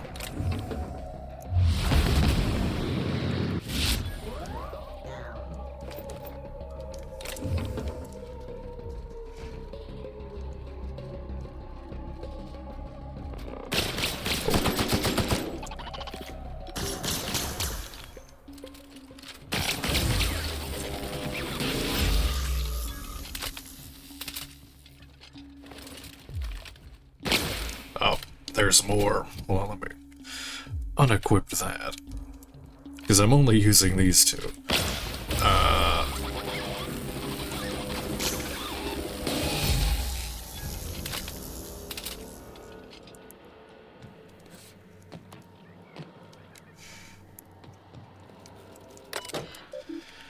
Let's see.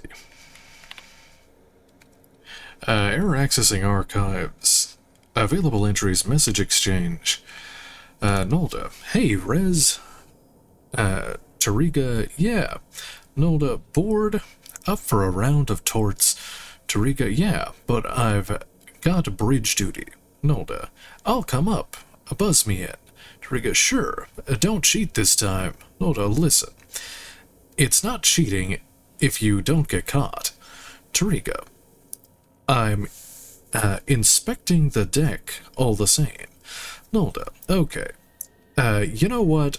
I'll find Alexei and play with him instead. Automated transcript. Volkov. Oh my fuck. Tariga. Shh. Volkov. Sorry. It's hard to be quiet. Tariga. Well, try. If we get picked up by the computer, we're on record forever. Volkov. Is that so bad? Tariga. I've got something waiting for me in the pods. Alexei. This is a one-trip thing. Volkov. Ah.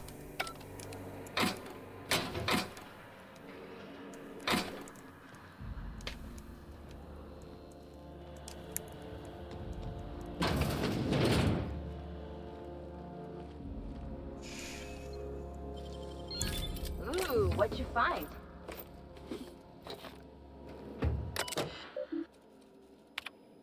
Let's see, automated audio transcript. Tariga. Well, look, Captain, this is what I was talking about. We're slowing down. Hunt. W. Rezi.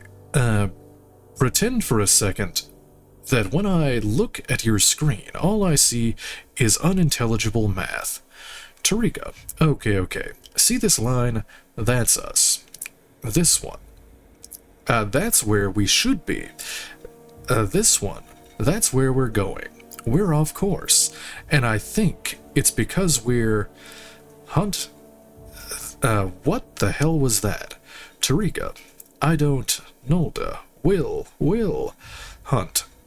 That's going on... What's going on down there, Frank? Nolda. I was going to ask you the same damn thing. The engines, just braced. Who hit the brakes?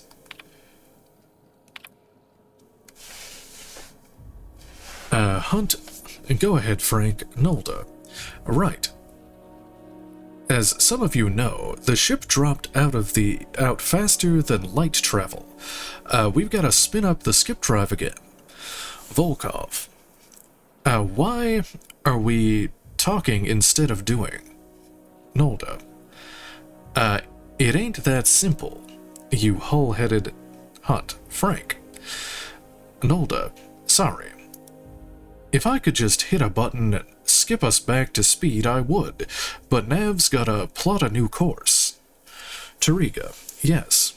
Dropped a sublight to sublight speeds, meaning we're quite a ways off course. The navigational computer will be helpful, but it'll take, well, I don't know how long it'll take. I have to get this right. Any errors, and we could fly through a planet or a star. Nolda. Plus, we need to count up the fuel reserves. If we try to skip without the energy we need, well, shit, I'm not sure. I think we just explode. Hunt. I'd rather not explode. Hunt. D. What? If we don't have enough fuel, Nolda, then we fly slow. Volkov, and how long will this take? Tarika, I don't know yet. I need to run the numbers, but, Hunt, W. We'll deal with that problem when it comes. For now, Frank, see to the fuel. Rezi, assume he can get us back to skip space and plot a course. Let's go.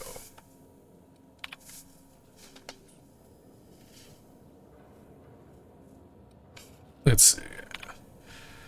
The UDL mantra has always been preservation. If you don't have problems, you don't need a plan for dealing with them. Before I was assigned to this ridiculous journey, I ran budgets for our galas. How much does it cost to staff an ocean liner? How much food do we need? I always put safety precautions, lifeboats, sick kits, flares, whatever I could think of, in a separate category from the rest of the budget. In my gut, I knew I should plan for them. I think I got that from Donna. But my boss always redacted them. Why spend money on emergency supplies when we can spend money on not having an emergency in the first place? Hire better crew. Build the ship out of better materials. Find a better accountant. From pleasure cruisers to colony ships, I guess nothing changes. They gave us 10 years of rations, and we've used 9 of it. Rezi is saying it's going to take us 26 years to get to Halcyon if we can't spin up the skip drive. Anyway, I carve this up. Somebody's gonna starve. I want this on record. We're fucked, and it ain't because of the equipment. The skip drive is toast. I don't know what the hell happened, but it ain't even getting to prelim cyclo boosters. Captain says we got food for a year. Rezi says it's gonna take 26 to get there on STL. Back home, I saw folks lose their minds going hungry for a week. We ain't gonna last a bloody month if we don't figure something out.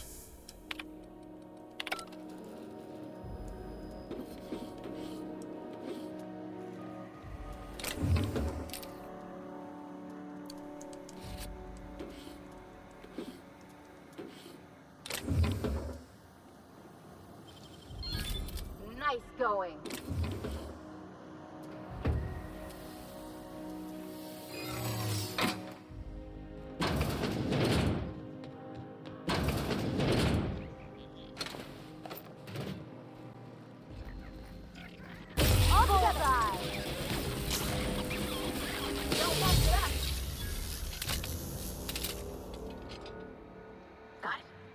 Oh, Shock Cannon Ultra. Oh wait, is that what I have? Oh no, that's what I have already. Never mind. I thought I got something good.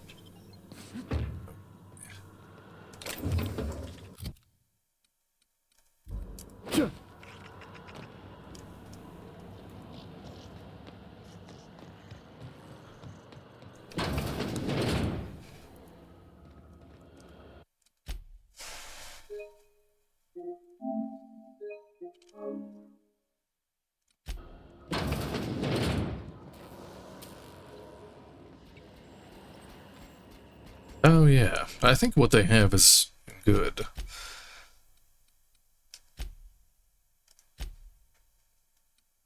Yeah, I'll just keep what I got on them. Route communications through the unreliable. Let's see. Logs. Begin audio log. Is this thing working? I said begin audio, damn it. This is P. Wells, yes. Let's go with that.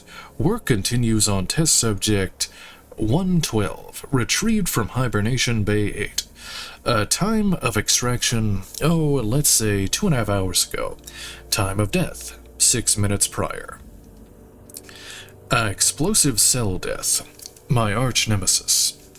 Haunting my every attempt at reviving our frozen colonists. Making a mockery of my procedures. I've tried every combination of every chemical available to me. Attempted every variable of every possible thawing procedure. A gradual melt, a flash thaw. Extremities first, brain first. I don't know how much more of this I can take. 4 hours of sleep and my last 72... and the last 72. I can still hear their screaming in my nightmares. Test subject 112, real name Harley Stanton, age 39. Enjoyed singing. I'm sorry, Harley. I couldn't save you. Begin audio log as soon as I say the words begin audio log. What a ridiculously inconvenient program. What happens if I just accidentally say the phrase audio log?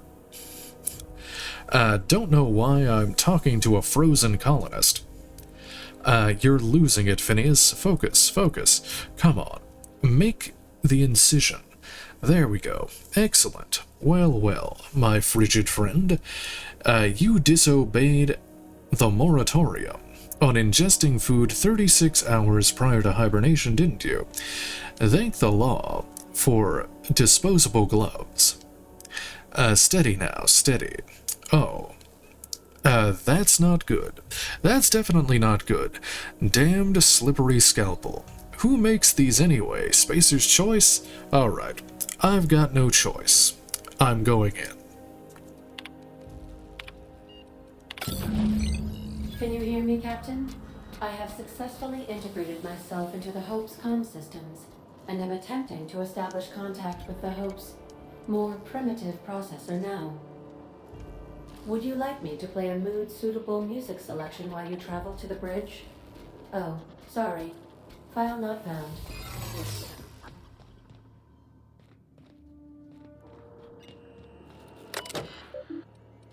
Let's see.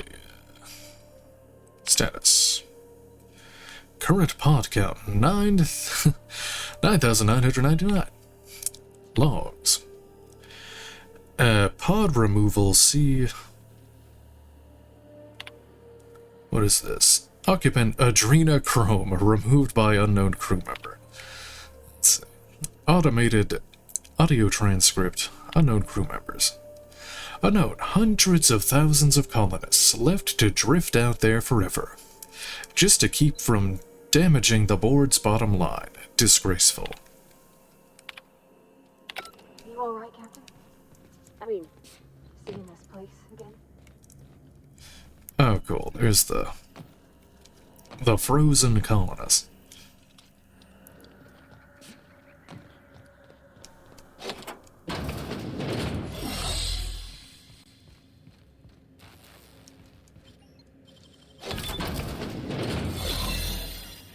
Oh no, it's a giant rat.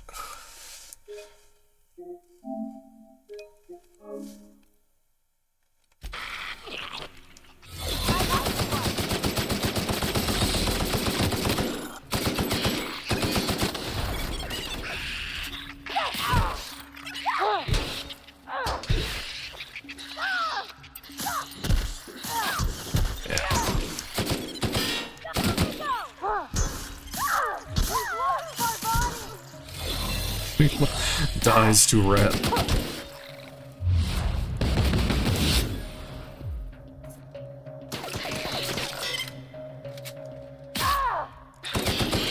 That's the last of them.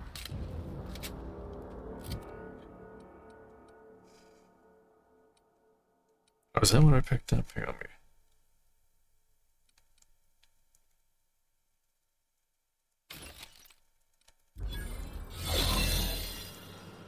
Should we assign Sam for a cleanup?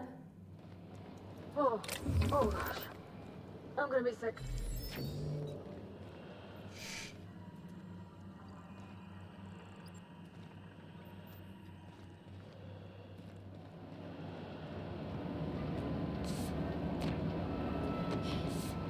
No, I can't go through there. Oh, I'm stuck.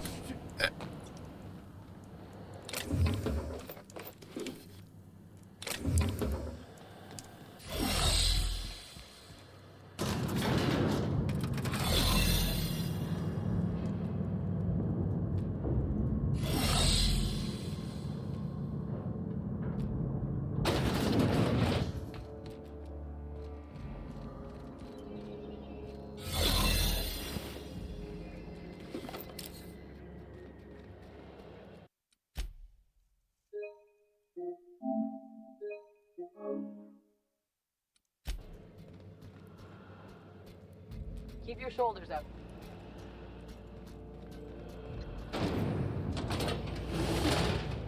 That's the Hope's computer up ahead. I'll admit, I am curious to wake him.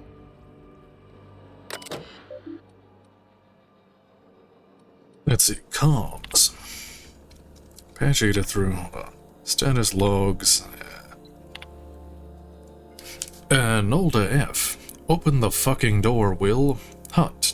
No. Nolda. You're killing us. Hunt. I'm better you than the colonists. Nolda. This is idiotic. If we don't keep this ship afloat, they'll die anyway. Hunt. Unnecessary risk. Rezi is plotting our course. The ship will fly true. Nolda. F. You're gambling with hundreds of thousands of people's lives.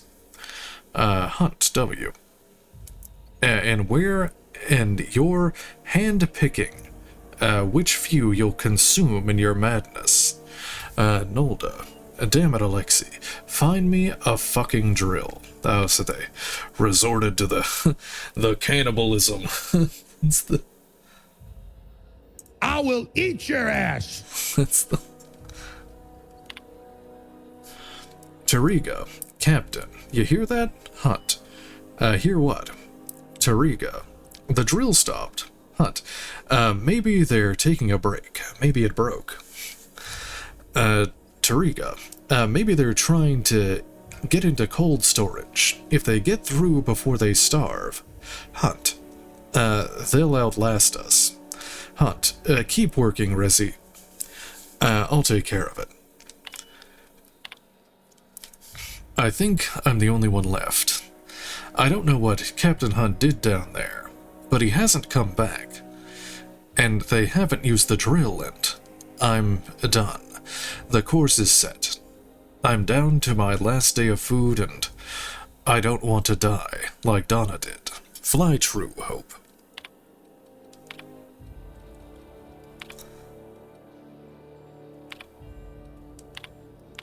Greetings, Captain. I am speaking to you through the Hope's computer system. It's a rather cramped feeling, but it'll do. I'm ready to skip the Hope. Wait, before I do this, tell me, Ada, am I really doing the right thing? Hang on. I need to take care of something. Alright. Are you sure? That is extremely dangerous. Skipping the Hope will void the warranty on the skip drive. And also potentially kill an entire planet. How is my humor now, Captain? Improved? Skip the Hope to Terra 2. Jump-starting the skip drive. Destination set to the rings of Terra 2. I'm skipping it myself. Do it. I'm skipping it myself. I wouldn't advise that, Captain. In case I don't get another chance to say it, it's been interesting, Captain. Dumb. Stand back, Ada. I know numbers real good. Well, I literally can't dispute that. Please with the daily ship log note that I defer to the captain against my better judgment. I am programmed not to ignore an order, after all. ADA, does your captain seriously intend to do a micro-jump in system with engines that haven't been powered in 70 years on a derelict ship? That is what my captain intends, yes. But that is a gross misuse of the skip drive. The Zero Point Drives Corp and I will not be held responsible for any damage incurred during transport, and this will cause extreme damage. Yes, I am aware of that. You should not be doing this. The humans will die. These calculations don't look right. Why is this number negative? Thank you, Hope. It looks like all systems Is this are go. number negative? Captain, I would advise you to hold on to something. Now.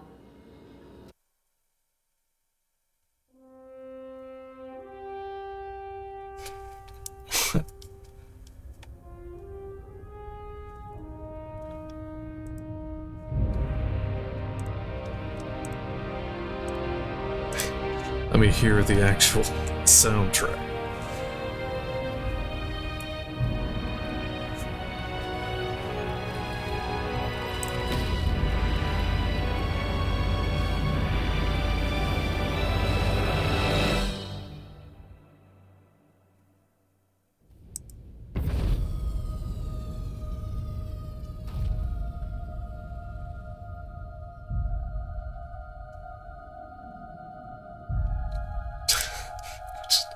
We just fly into the sun.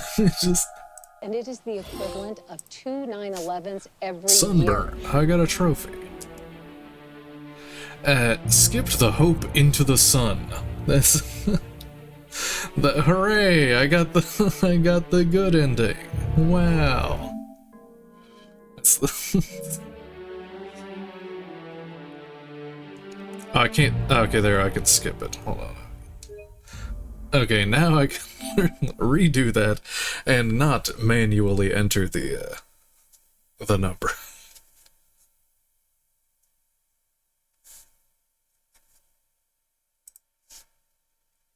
It's a gamble. If I actually get it right.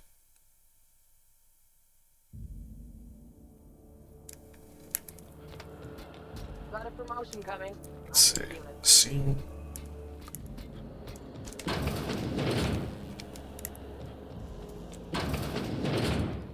That's the Hope's computer up ahead. I'll admit, I am curious to wake him.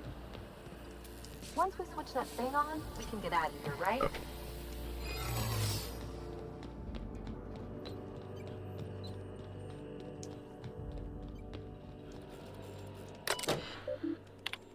Greetings, Captain. I am speaking to you through the Hope's computer system.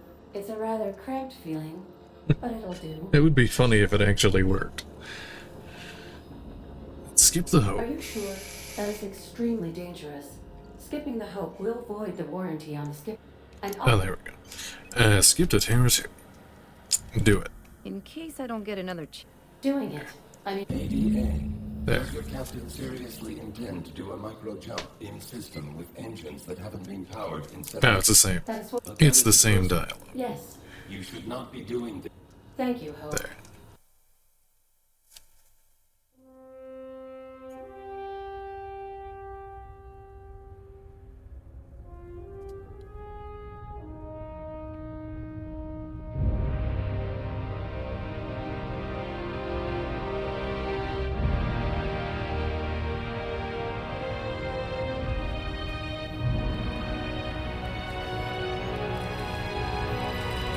Wait, it's not gonna launch me into the sun again, is it?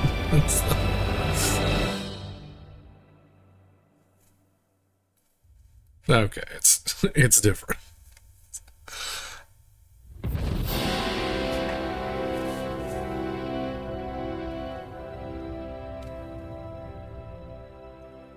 Oh, good. We are still There. alive, Lost and successfully found. skipped into Skip the Clarity's Hope. orbit. I reported as much to Phineas Wells, but he has not responded. Perhaps you should check in on him.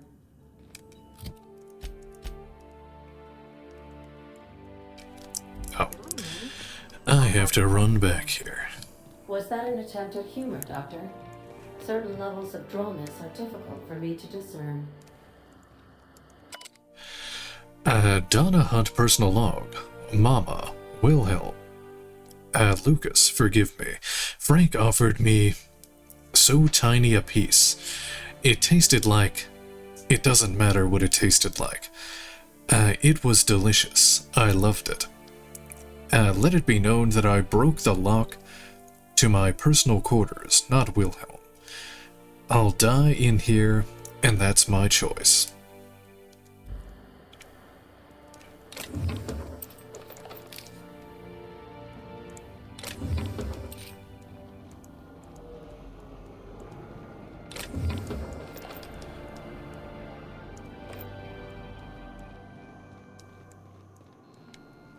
These were the private quarters of the Hope's former crew. Shall we hold a moment of silence for the dearly departed? No? No. That's odd, because my programming would indicate that I don't recognize you. Did- Are you new here? Surprise inspection, soldier. Mind your own business. You probably shouldn't be talking to me. Corporate doesn't like us socializing on duty. Oh, hell. No one informed me of any surprise inspection. Then it wouldn't be much of a surprise. I filed the paperwork months ago. Are you telling me you weren't aware? Of course. I'll just get out of your way. I'll be on my way. Don't make more paperwork for me, all right?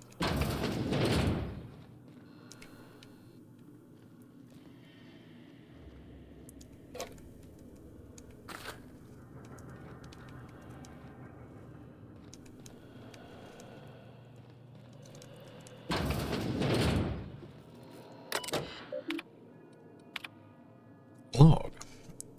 Alas. Mamochuka. I failed. The tomatoes die in their stalks. Something must be wrong with the soil. We have a month of rations. The crew talks of cannibalism.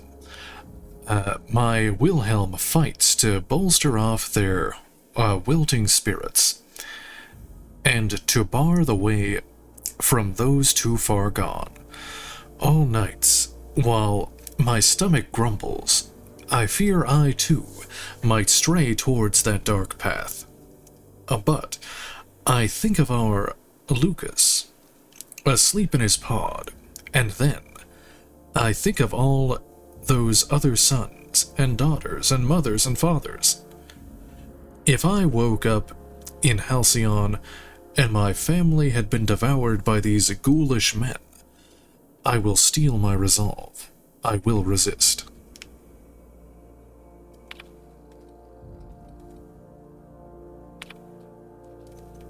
The physical effects of starvation are well documented, but we never learned about the toll they take on your mind. The thing that holds true becomes walls between hunger and satisfaction. The difference between right and wrong blurs. I told Frank we'd have to eat about a third of the colonists in order to survive our journey. Then, we still had rations. That seemed impossibly unjust. Tens of thousands of innocent people to save 24. Now, I'm not so sure. Hunt W. Attention all crew. I don't know who let Frank Nolda out of his cell, but he is now an enemy of this ship. Anyone in league with him will be imprisoned for the duration of our journey. Anyone caught tampering with the cold storage pods will be frozen, and upon our arrival in Halcyon, you will be turned into the authorities. I am locking off the cold storage bays. Frank, if you can hear me, there's still time to turn yourself in, please. Hunt, Resi, can you get us to Halcyon? Tariga, I've been working on it. Hunt, can you get us there? Tariga, I have to, Captain. Hunt, good. Meet me on the bridge. We'll make our last stand there. Tariga, wait. What about Donna? Hunt, she won't be joining us. Tariga, what the hell? What happened? Hunt, I'll fill you in when we get there. Hurry. Tariga, okay, fuck. I can't believe this is happening.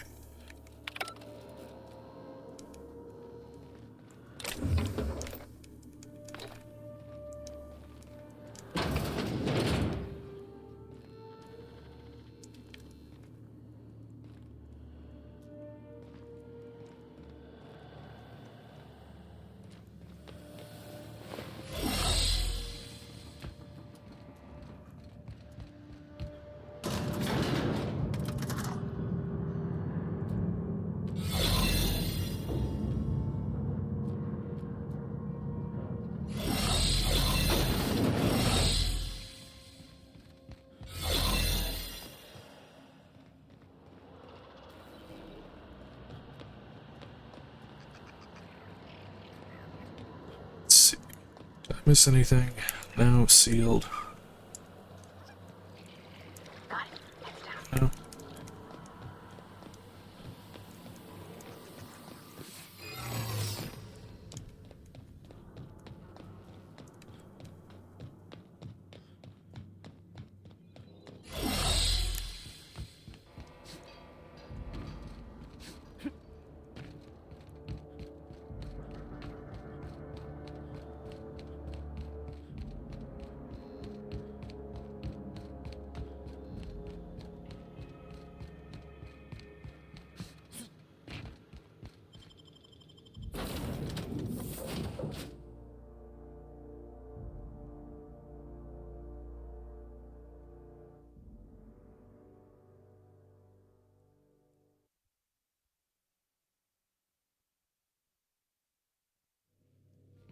Captain, I am receiving a The board is here. They've found me somehow. They're about to blast my door open.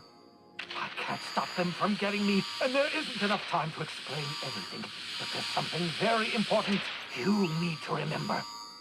The board, all their lackeys, they're all a bunch of swine. You hear me? They're fucking corporate swine. You fucking pigs!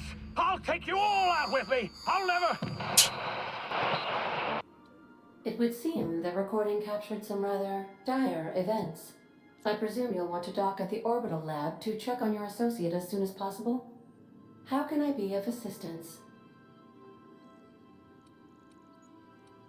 You mentioned an Aetherwave drama. I'd like to see it. Yeah, he's dying. Let me watch a soap opera.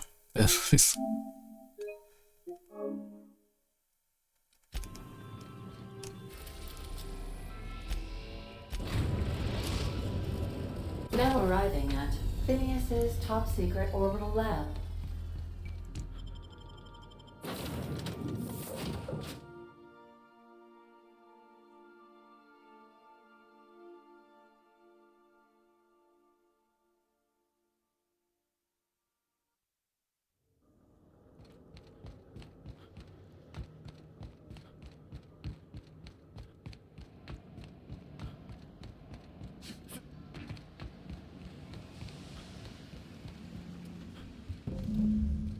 Huh?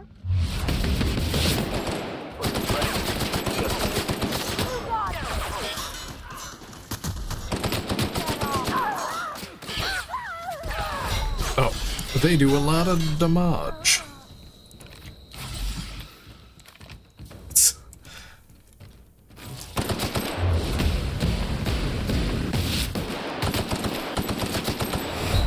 Oh, okay, they deal a real lot of damage.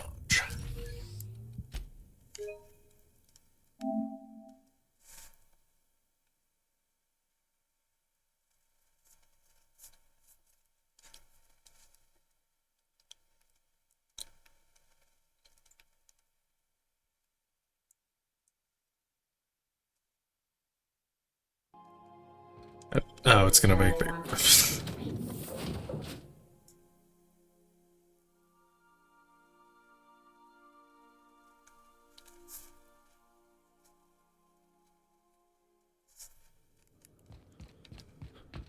Let's try that again.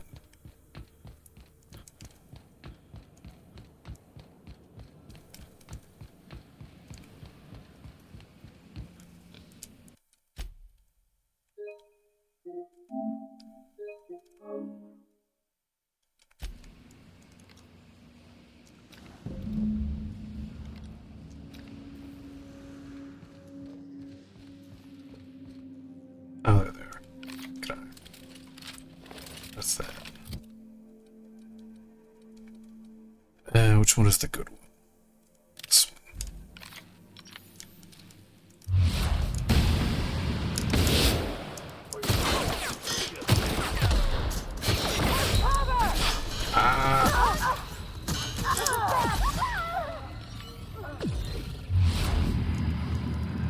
Oh, I have to reload.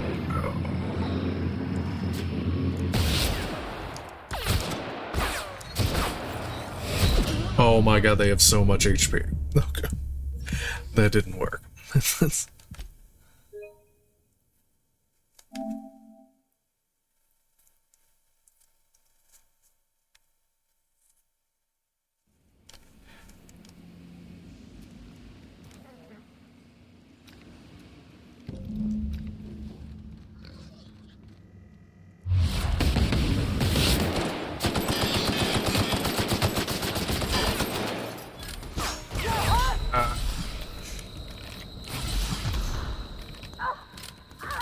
I just need to keep running away and shooting at them.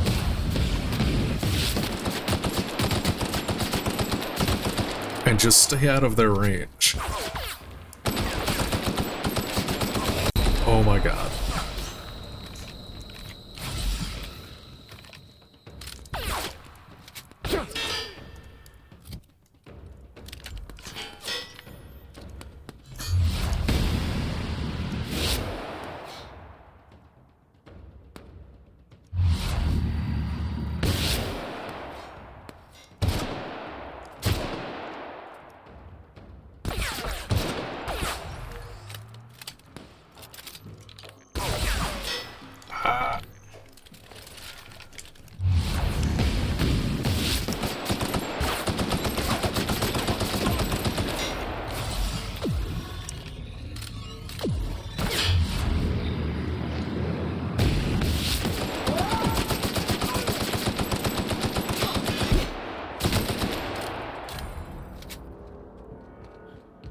There.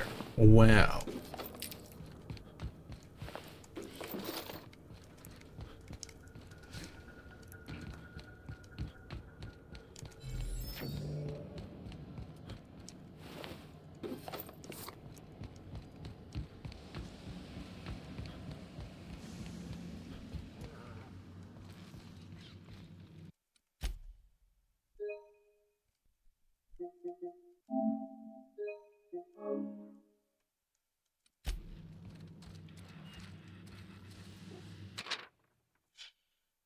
Universal Defense Logistics. Oh, I forgot to turn the music back on. It's like, wow, it's quiet. There we go. Logistics official arrest receipt. As per official arrest protocol outlined in Defense Logistics incarceration document, blah, blah, blah. The individual who has been detained at this location must appear in an official Halcyon court at the appointed date and time with the paperwork in order to register that they are indeed properly arrested for crimes listed under their name. Failure to appear at this appointed date and time with this paperwork will result in additional late fees and the rescheduling of the prisoner's appointed incarceration registration date. Failure to appear at subsequent court dates may incur additional fees. Halcyon Court is not responsible for missed appointments and are a consequence of being held within a locked cell or other high-security containment location. Please note that this is the only copy of this receipt that you will receive, and that it is your responsibility to have it with you when you appear for your registration session.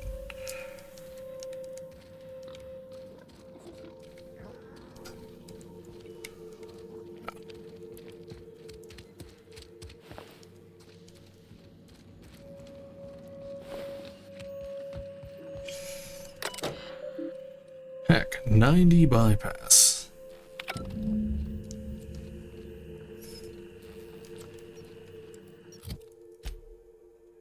Okay, return to Hope and Terra 2. Let's see. Phineas sent you a transmission screaming about corporate pigs. Found Phineas's lamp, so... Oh, it's a password, Do I have to kill the pigs or something? Oh, there we go. The passcode. There you go.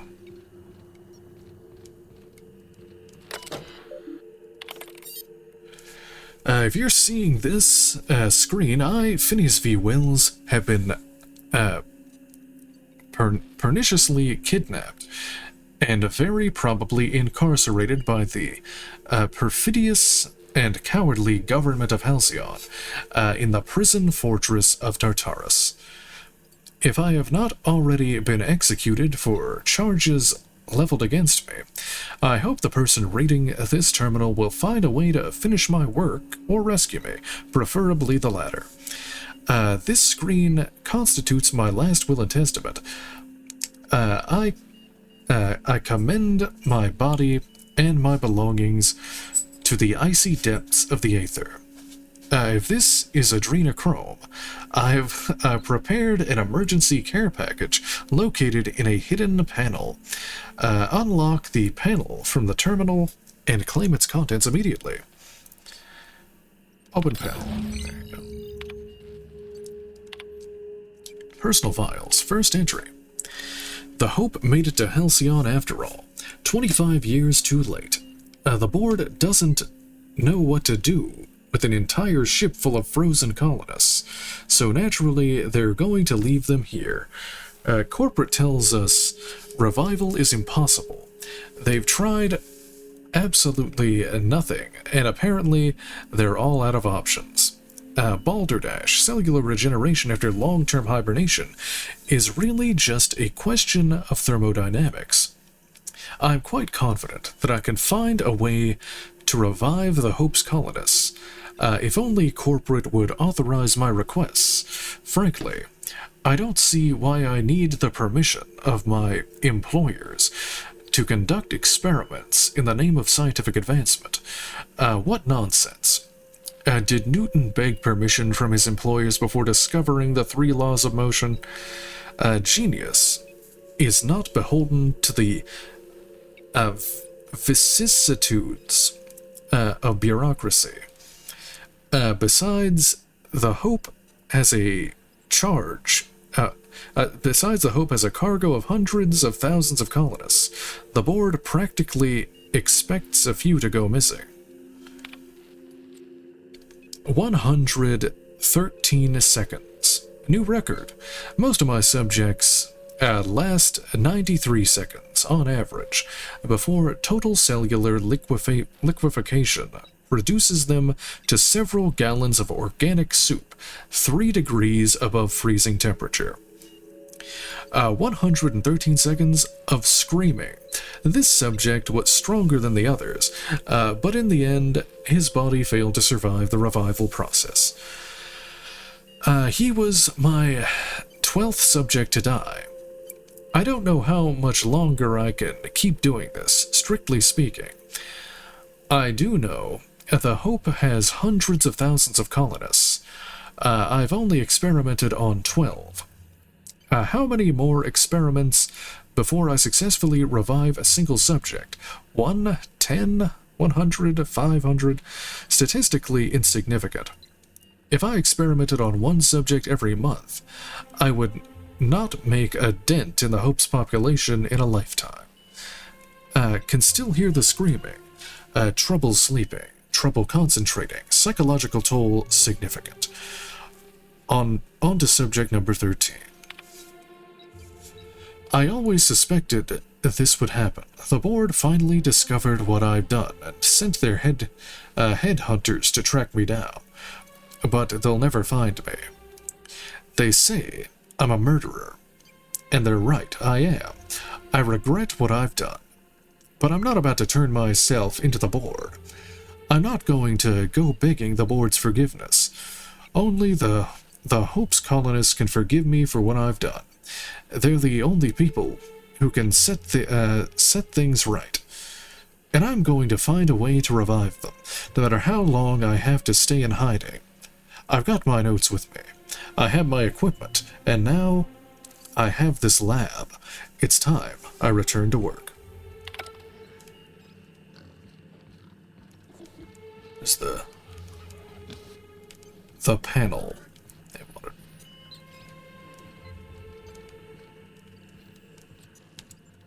As it's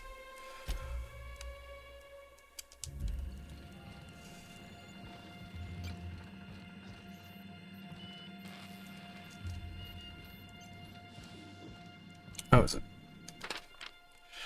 Reminder, subject may be unstable.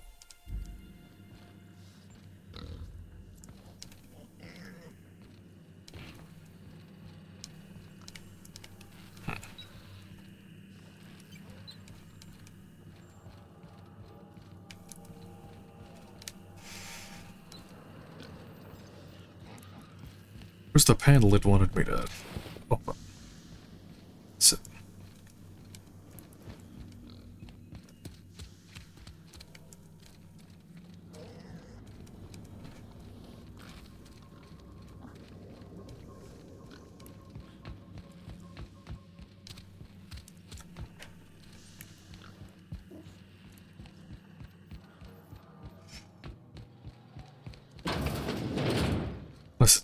Unless it's this. Oh, here it is. Pick up Tartarus nav key. Okay.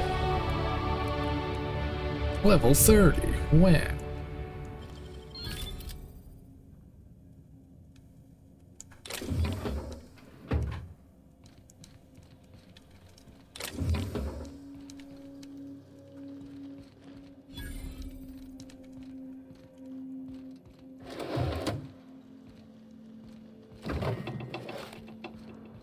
Anything else in here? No.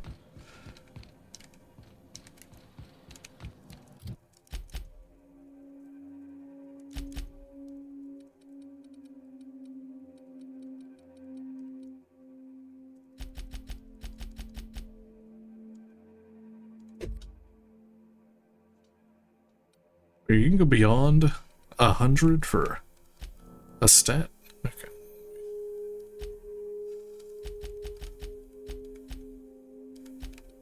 Okay. Oh yeah, you get 150. Virtuoso. Heck turned off auto mechanicals to scramble them.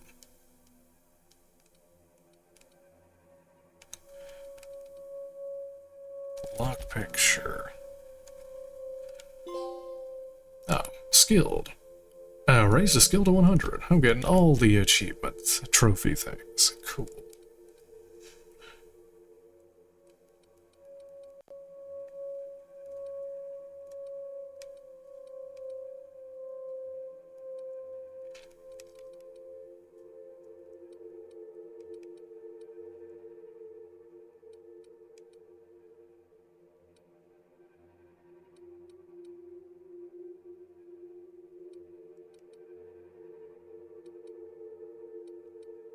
Sprint speed? Sure. Confront Sophia.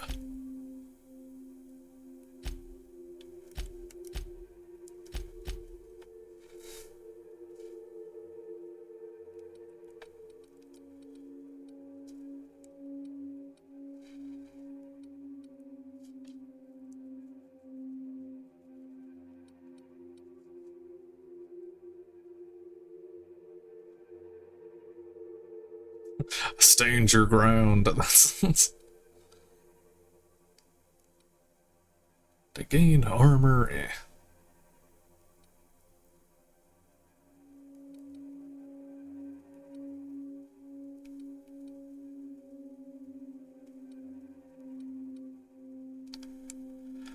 Damage, I guess, sure.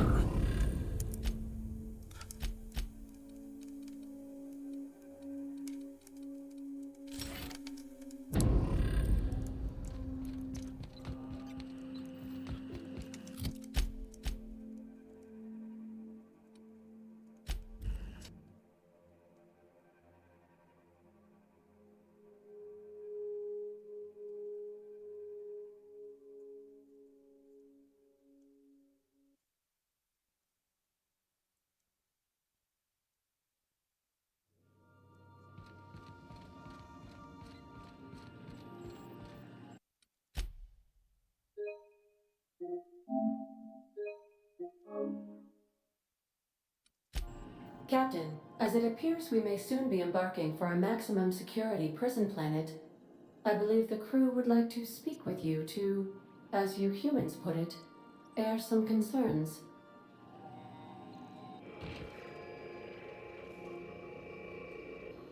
Phineas, locked up in Tartarus? We cannot let this stand. That place terrifies even the most hardened criminal. And here we are, entertaining the notion of busting him out. That's insane. And likely a hell of a lot of fun. To extract the scientist, you will need to infiltrate the labyrinth. But that course of action is likely to be quite dangerous, Captain. We can't abandon Phineas. We have to free him if we have any hope of saving the colony. What's so bad about the labyrinth? Great. Figures I've got to be the one to save the day. Unit was unable to complete scheduled sanitization service due to the following reason. Locked door. Still, we can't do nothing. It wouldn't be right. The armed surveillance protocols on a maximum security prison planet are highly sophisticated. As such, escapes are historically quite impossible and deadly. I am programmed to warn you whenever you exhibit inclinations toward risky behavior. Breaking into Tartarus will not be easy. Getting in is the simple part.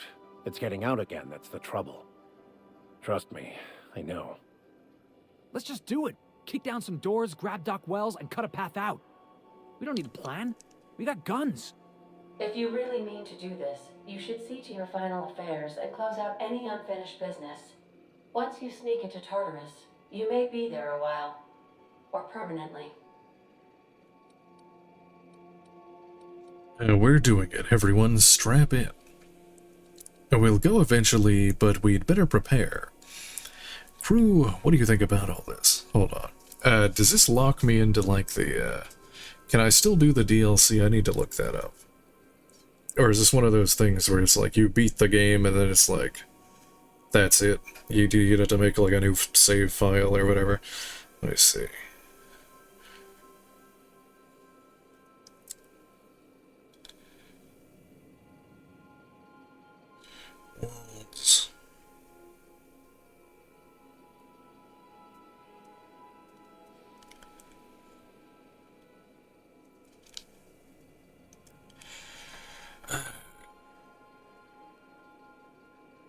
Oh, it is. It does do that. Okay, yeah, I have to do the DLC before I do this.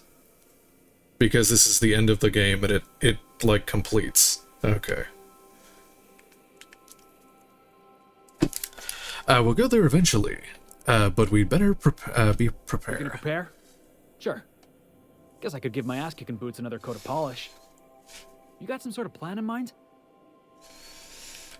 We'll play it smart. Talk our way there. Dumb, huh? Don't worry about the planning, Captain. I'll begin a search for your replacement shortly after we land.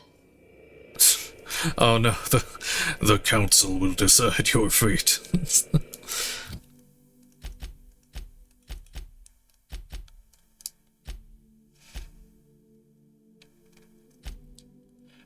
Which one of these comes first? Gorgon or... I guess I'll do Gorgon. The Halcyon Parcel Service delivered a package from Alex Hawthorne. Since Hawthorne is out of the picture, the package is yours by law. Speak to Minnie Ambrose.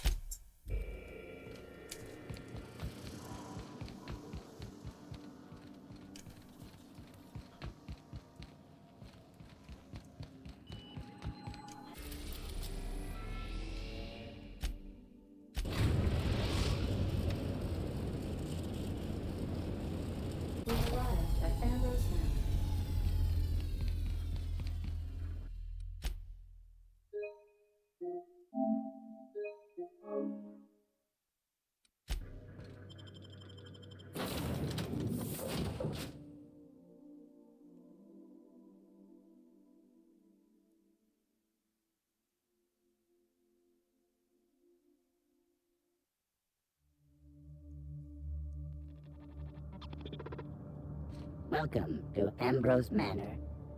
We were not expecting Drinks the company. butler. Please follow. Do not stray from the path. Don't worry, little fella. We're mostly law-abiding folk.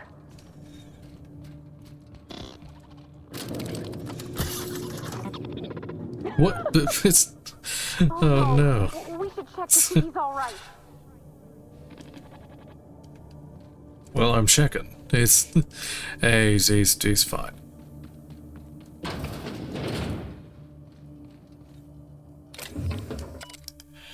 Groundkeeper's Journal Volume 1. Daily Routine. Sweep the Tranquility Garden for Miss Olivia. Oil the fish for Mr. Harvey. Repeat. When they hired me as a groundskeeper, I assumed there'd be grounds to keep. I'm not even allowed inside the manor. Everyone told me the Ambrose family keeps to themselves, but they're a bunch of hermits. Save for the little one. I guess I ought to find a hobby. Mr. Harvey dropped his key card in the pond. I'll hold on to it in case he ever comes looking. but I won't go near the house. Wouldn't want to get between Miss Olivia and her research. Yep, kitchen key card.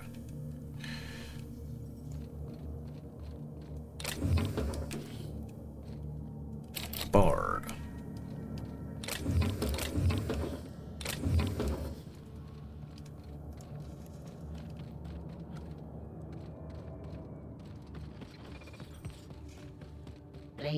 Bringing canned responses.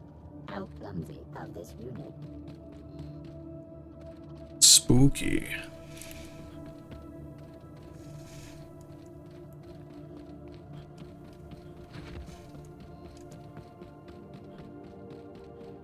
Oh yeah, I got the sprint speed bonus. That's why I'm so fast. What the? Oh, it's fake. It's fake fish. I was like, what is? At the very least, there ought to be something worth stealing in there.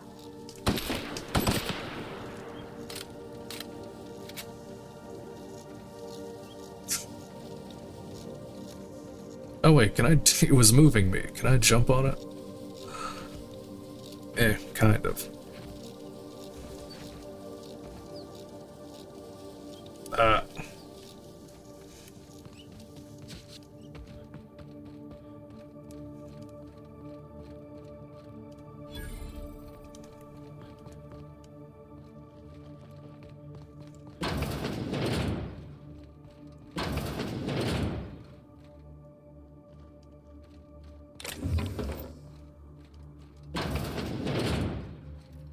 Okay, maybe not. It's so empty. Oh, Captain, something here don't feel right.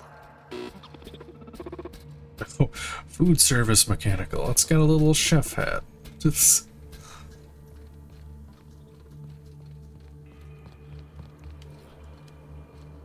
Oh, it's the kitchen key card. Use terminal. Logs. Recent activity.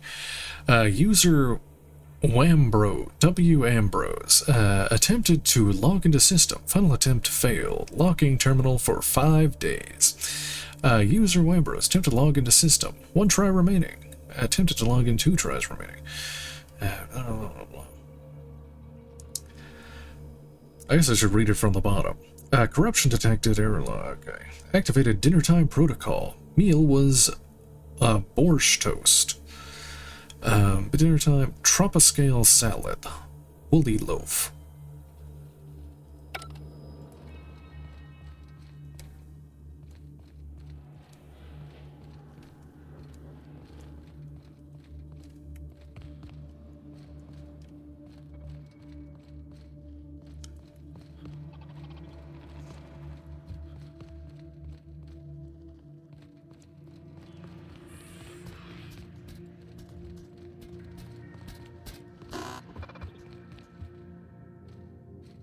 The giant golden spacer's choice. Is that you, Lucky? Huh? Apparently not. Oh, join me for a drink, Mr. Whoever you are. So who the devil are you? Adrenochrome, captain of the Unreliable. Alex Hawthorne, a dashing space captain, smuggler, and free spirit. Never mind who I am. What are you doing? You don't say. Well, make yourself at home, Captain. I'm sure we have much to discuss. Do you see that glowing chunk of space rock? That's Gorgon. My birthright, my burden, and the bane of my existence. I hate to drink alone, and this is my third. So join me in raising a glass. To Gorgon. Give a solemn toast to Gorgon. Give a cheerful toast to Gorgon. Are you Mini Ambrose? You want to toast the asteroid? It's a little early for me. To Gorgon. To Gorgon. May cosmic winds shepherd her to the nearest star. I'm Wilhelmina Ambrose. But you can keep it short and call me Minnie. Now, what brings you to my house, handsome? I take it you didn't come all this way for the beverages, the starry skies, or the pleasant company. I'm here about a severed arm. Just seeing the sights, roaming the colony, you know how it is. A severed arm? How positively ghoulish. You know this is a private residence, not a curio shop? Does the name Lucky Montoya mean anything to you? This arm was a portable phonograph that mentioned you by name. Lucky Montoya's arm is stinking up my ship. I'm just here to find out why. Lucky Montoya is my personal freelancer. Fascinating man. Very brooding and theatrical. Always staring into space and twirling a bullet over his knuckles. He's definitely not doing that anymore. But if something happened to him... Oh dear. I suppose that makes him my former freelancer now? Sorry about your loss. What's his arm doing in my ship? Any idea who might have wanted him killed? Dumb. He got fired just because he lost an arm? Among other parts, I assume. What a time for his luck to run out. We were in the middle of something grand, and I really can't afford another setback. What were you two doing? You sure got over the bad news fast. His recording mentioned a high-stakes job. Funny that you should bring that up. How would you like to be my new freelancer? There's been a recent vacancy, and I think you're well suited to the job. Remember, play hard to get. That's negotiation. You offer work to everyone who breaks into your home? Must be some kind of Byzantine tradition I ain't know about. I'm looking for someone rough around the edges. A gorgeous, dashing scoundrel type. Incidentally, someone good with their hands. Are you seriously offering me the dead guy's job? How likely am I to wind up like your old freelancer? Gorgeous? Give me the details and I'll let you know. Dumb. If I see anyone like that, I'll let you know. You're not grasping this, are you? You're the one I'm after. Allow me to lay out the facts, and you can decide for yourself if you want to be my chief investigator. My mother, Dr. Olivia Ambrose, worked for Spacer's Choice at the Gorgon Research Facility. She was brilliant, the top scientist in her field, until tragedy struck. Go on. I'm not surprised. Spacer's Choice is one big accident waiting to happen. Spacer's Choice would never allow anything bad to happen on their watch. One day, Spacer's Choice shut down all research and evacuated Gorgon. Everyone had to scramble or risk getting left behind. It was chaos. Employees fled for their lives. Mother never made it home. I'm told she wasn't the only casualty that fateful day. It must have been real hard on you, losing your mother all of a sudden like that. I'm sorry to hear it, ma'am. Thank you. Ambrose ladies are supposed to be resilient to the unexpected, but this was especially hard on me. Mother's name has since been dragged through the mud. Spacer's Choice blames her for the collapse of Project Gorgon, and I just know they're lying. Stick to the basics. So what do you need from me? Why would they lie? Sounds like she was the corporation's patsy. What did they say about her? My thoughts exactly. Mother would not have allowed Project Gorgon to fail. Something happened on that asteroid, and my family took the fall for it.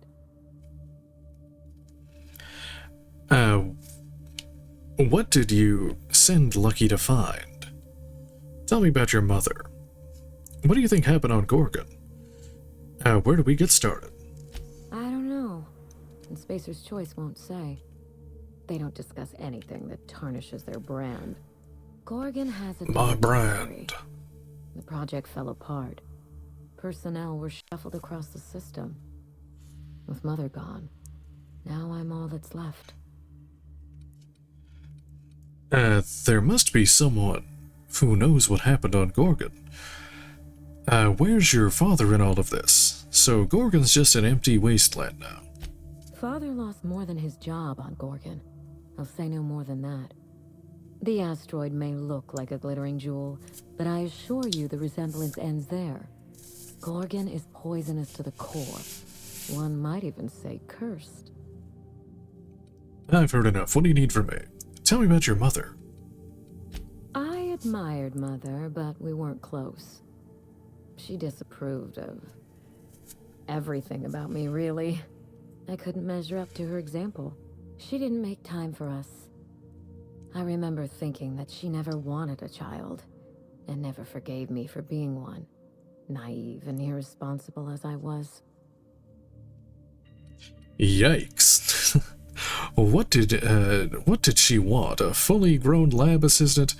Sounds familiar. Ellie? Her research must have been important. Maybe there's another side to that story. Trust me, we are nothing alike. A kindred spirit.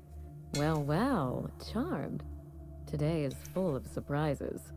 Mother worked herself to the bone.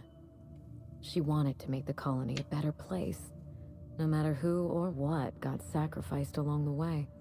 She never spared a thought for those of us who cherished her, who suffered for her idea of progress.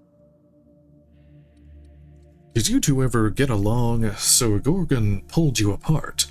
Sounds like she was pretty consumed by her work. Where do we get started? It was difficult on us, but not so difficult for her. Mother and Gorgon were made for each other. I had the misfortune to be stuck in the middle. I need your help, Captain. Project Gorgon killed Mother and disgraced the Ambrose name, and no one has been held accountable. Spacer's Choice buried the past like a dirty secret. We're practically strangers. Why put your trust in me? You've lost one gunslinger already. What makes you think I'll do any better? Are you interested in justice, revenge, or both? Neither.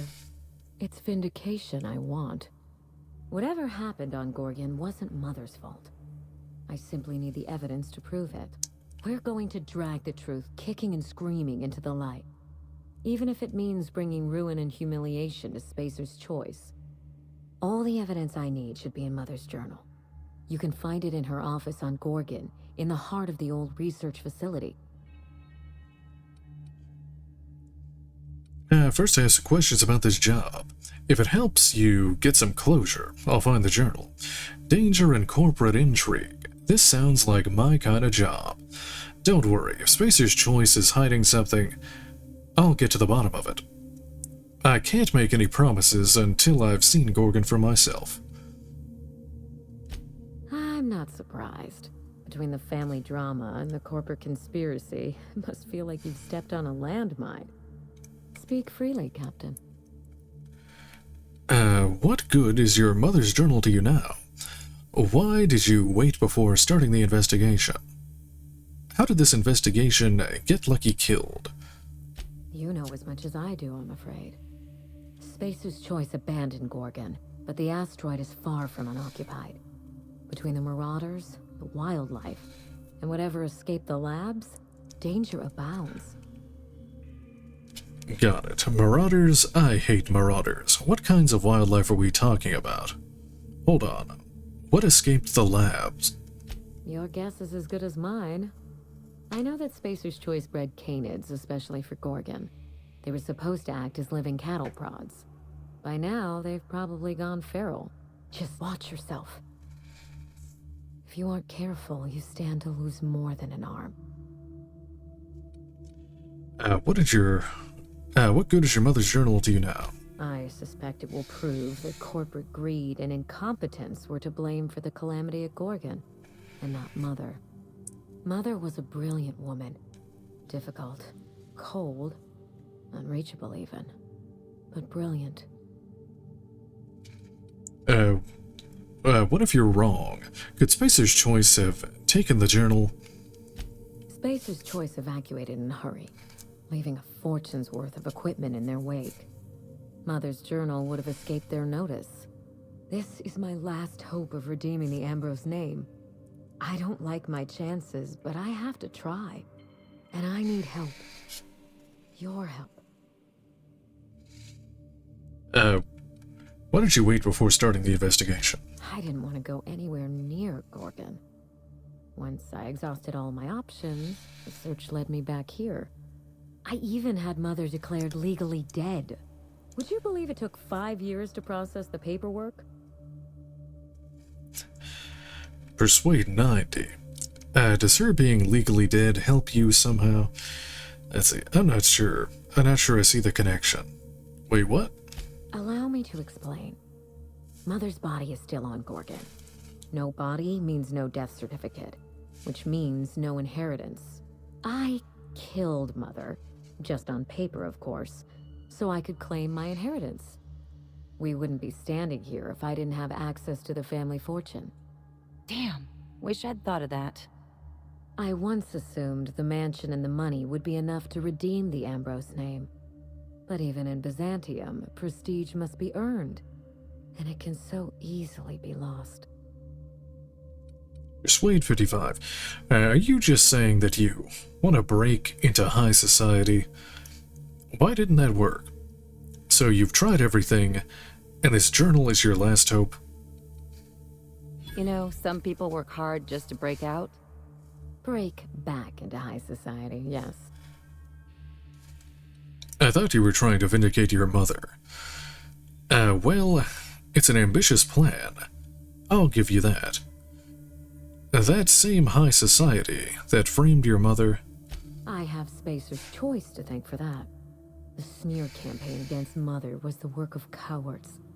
I'm vindicating the family name for her, for the colony, and for my future. What do you stand to gain? What can you do for Halcyon? Your future? Everything that Mother lost. This colony is in trouble. The lunatics at Spacer's Choice are running the asylum, and we need better people to wield their influence. After Gorgon, I quickly discovered that the Ambrose name was cursed, for lack of a better term.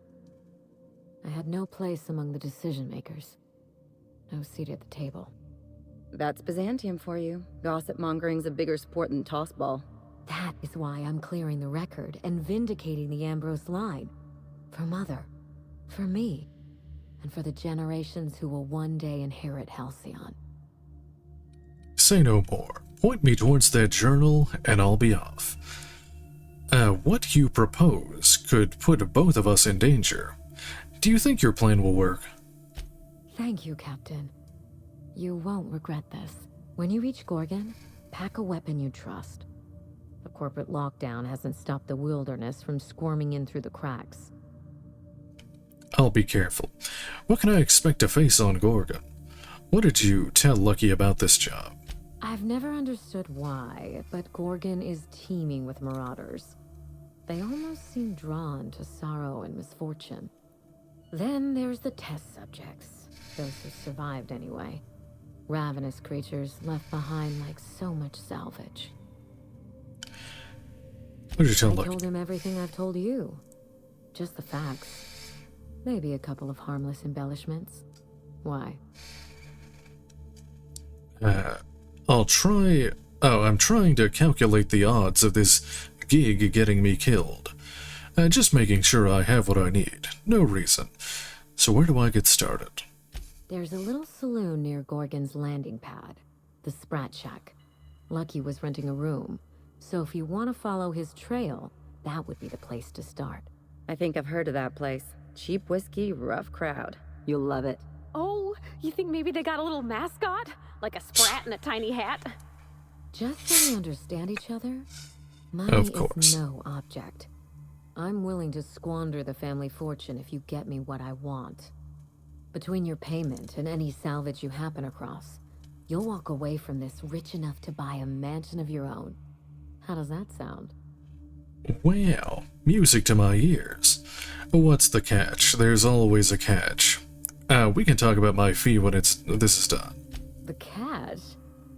No one's ever done this before, and the only person who tried is a corpse. Believe me, that's enough. Here's your nav key, Captain. Safe travels. I'll be in touch. Maybe you don't need to hear this from me, but I'm sorry about your mother. Gorgon, here I come. Dumb. Bite the nav key. Yep, it's real. How can you tell? On second thought, don't answer that. A word of advice before you go, Captain. Trust no one. Mother's office is in the heart of the Gorgon facility. You're free to salvage anything that isn't nailed down. I only want what's mine. Mysterious heiress, unexpected gainful employment. It's like something out of a detective serial. It's not theft if she's giving us permission. Oh, okay. There we go. Okay, cool. Got a nice little story set up for the DLC here, and I'll probably continue this tomorrow. Alright, but that's gonna be it for me for tonight. Alright, well, thank you very much for watching, and have a good night.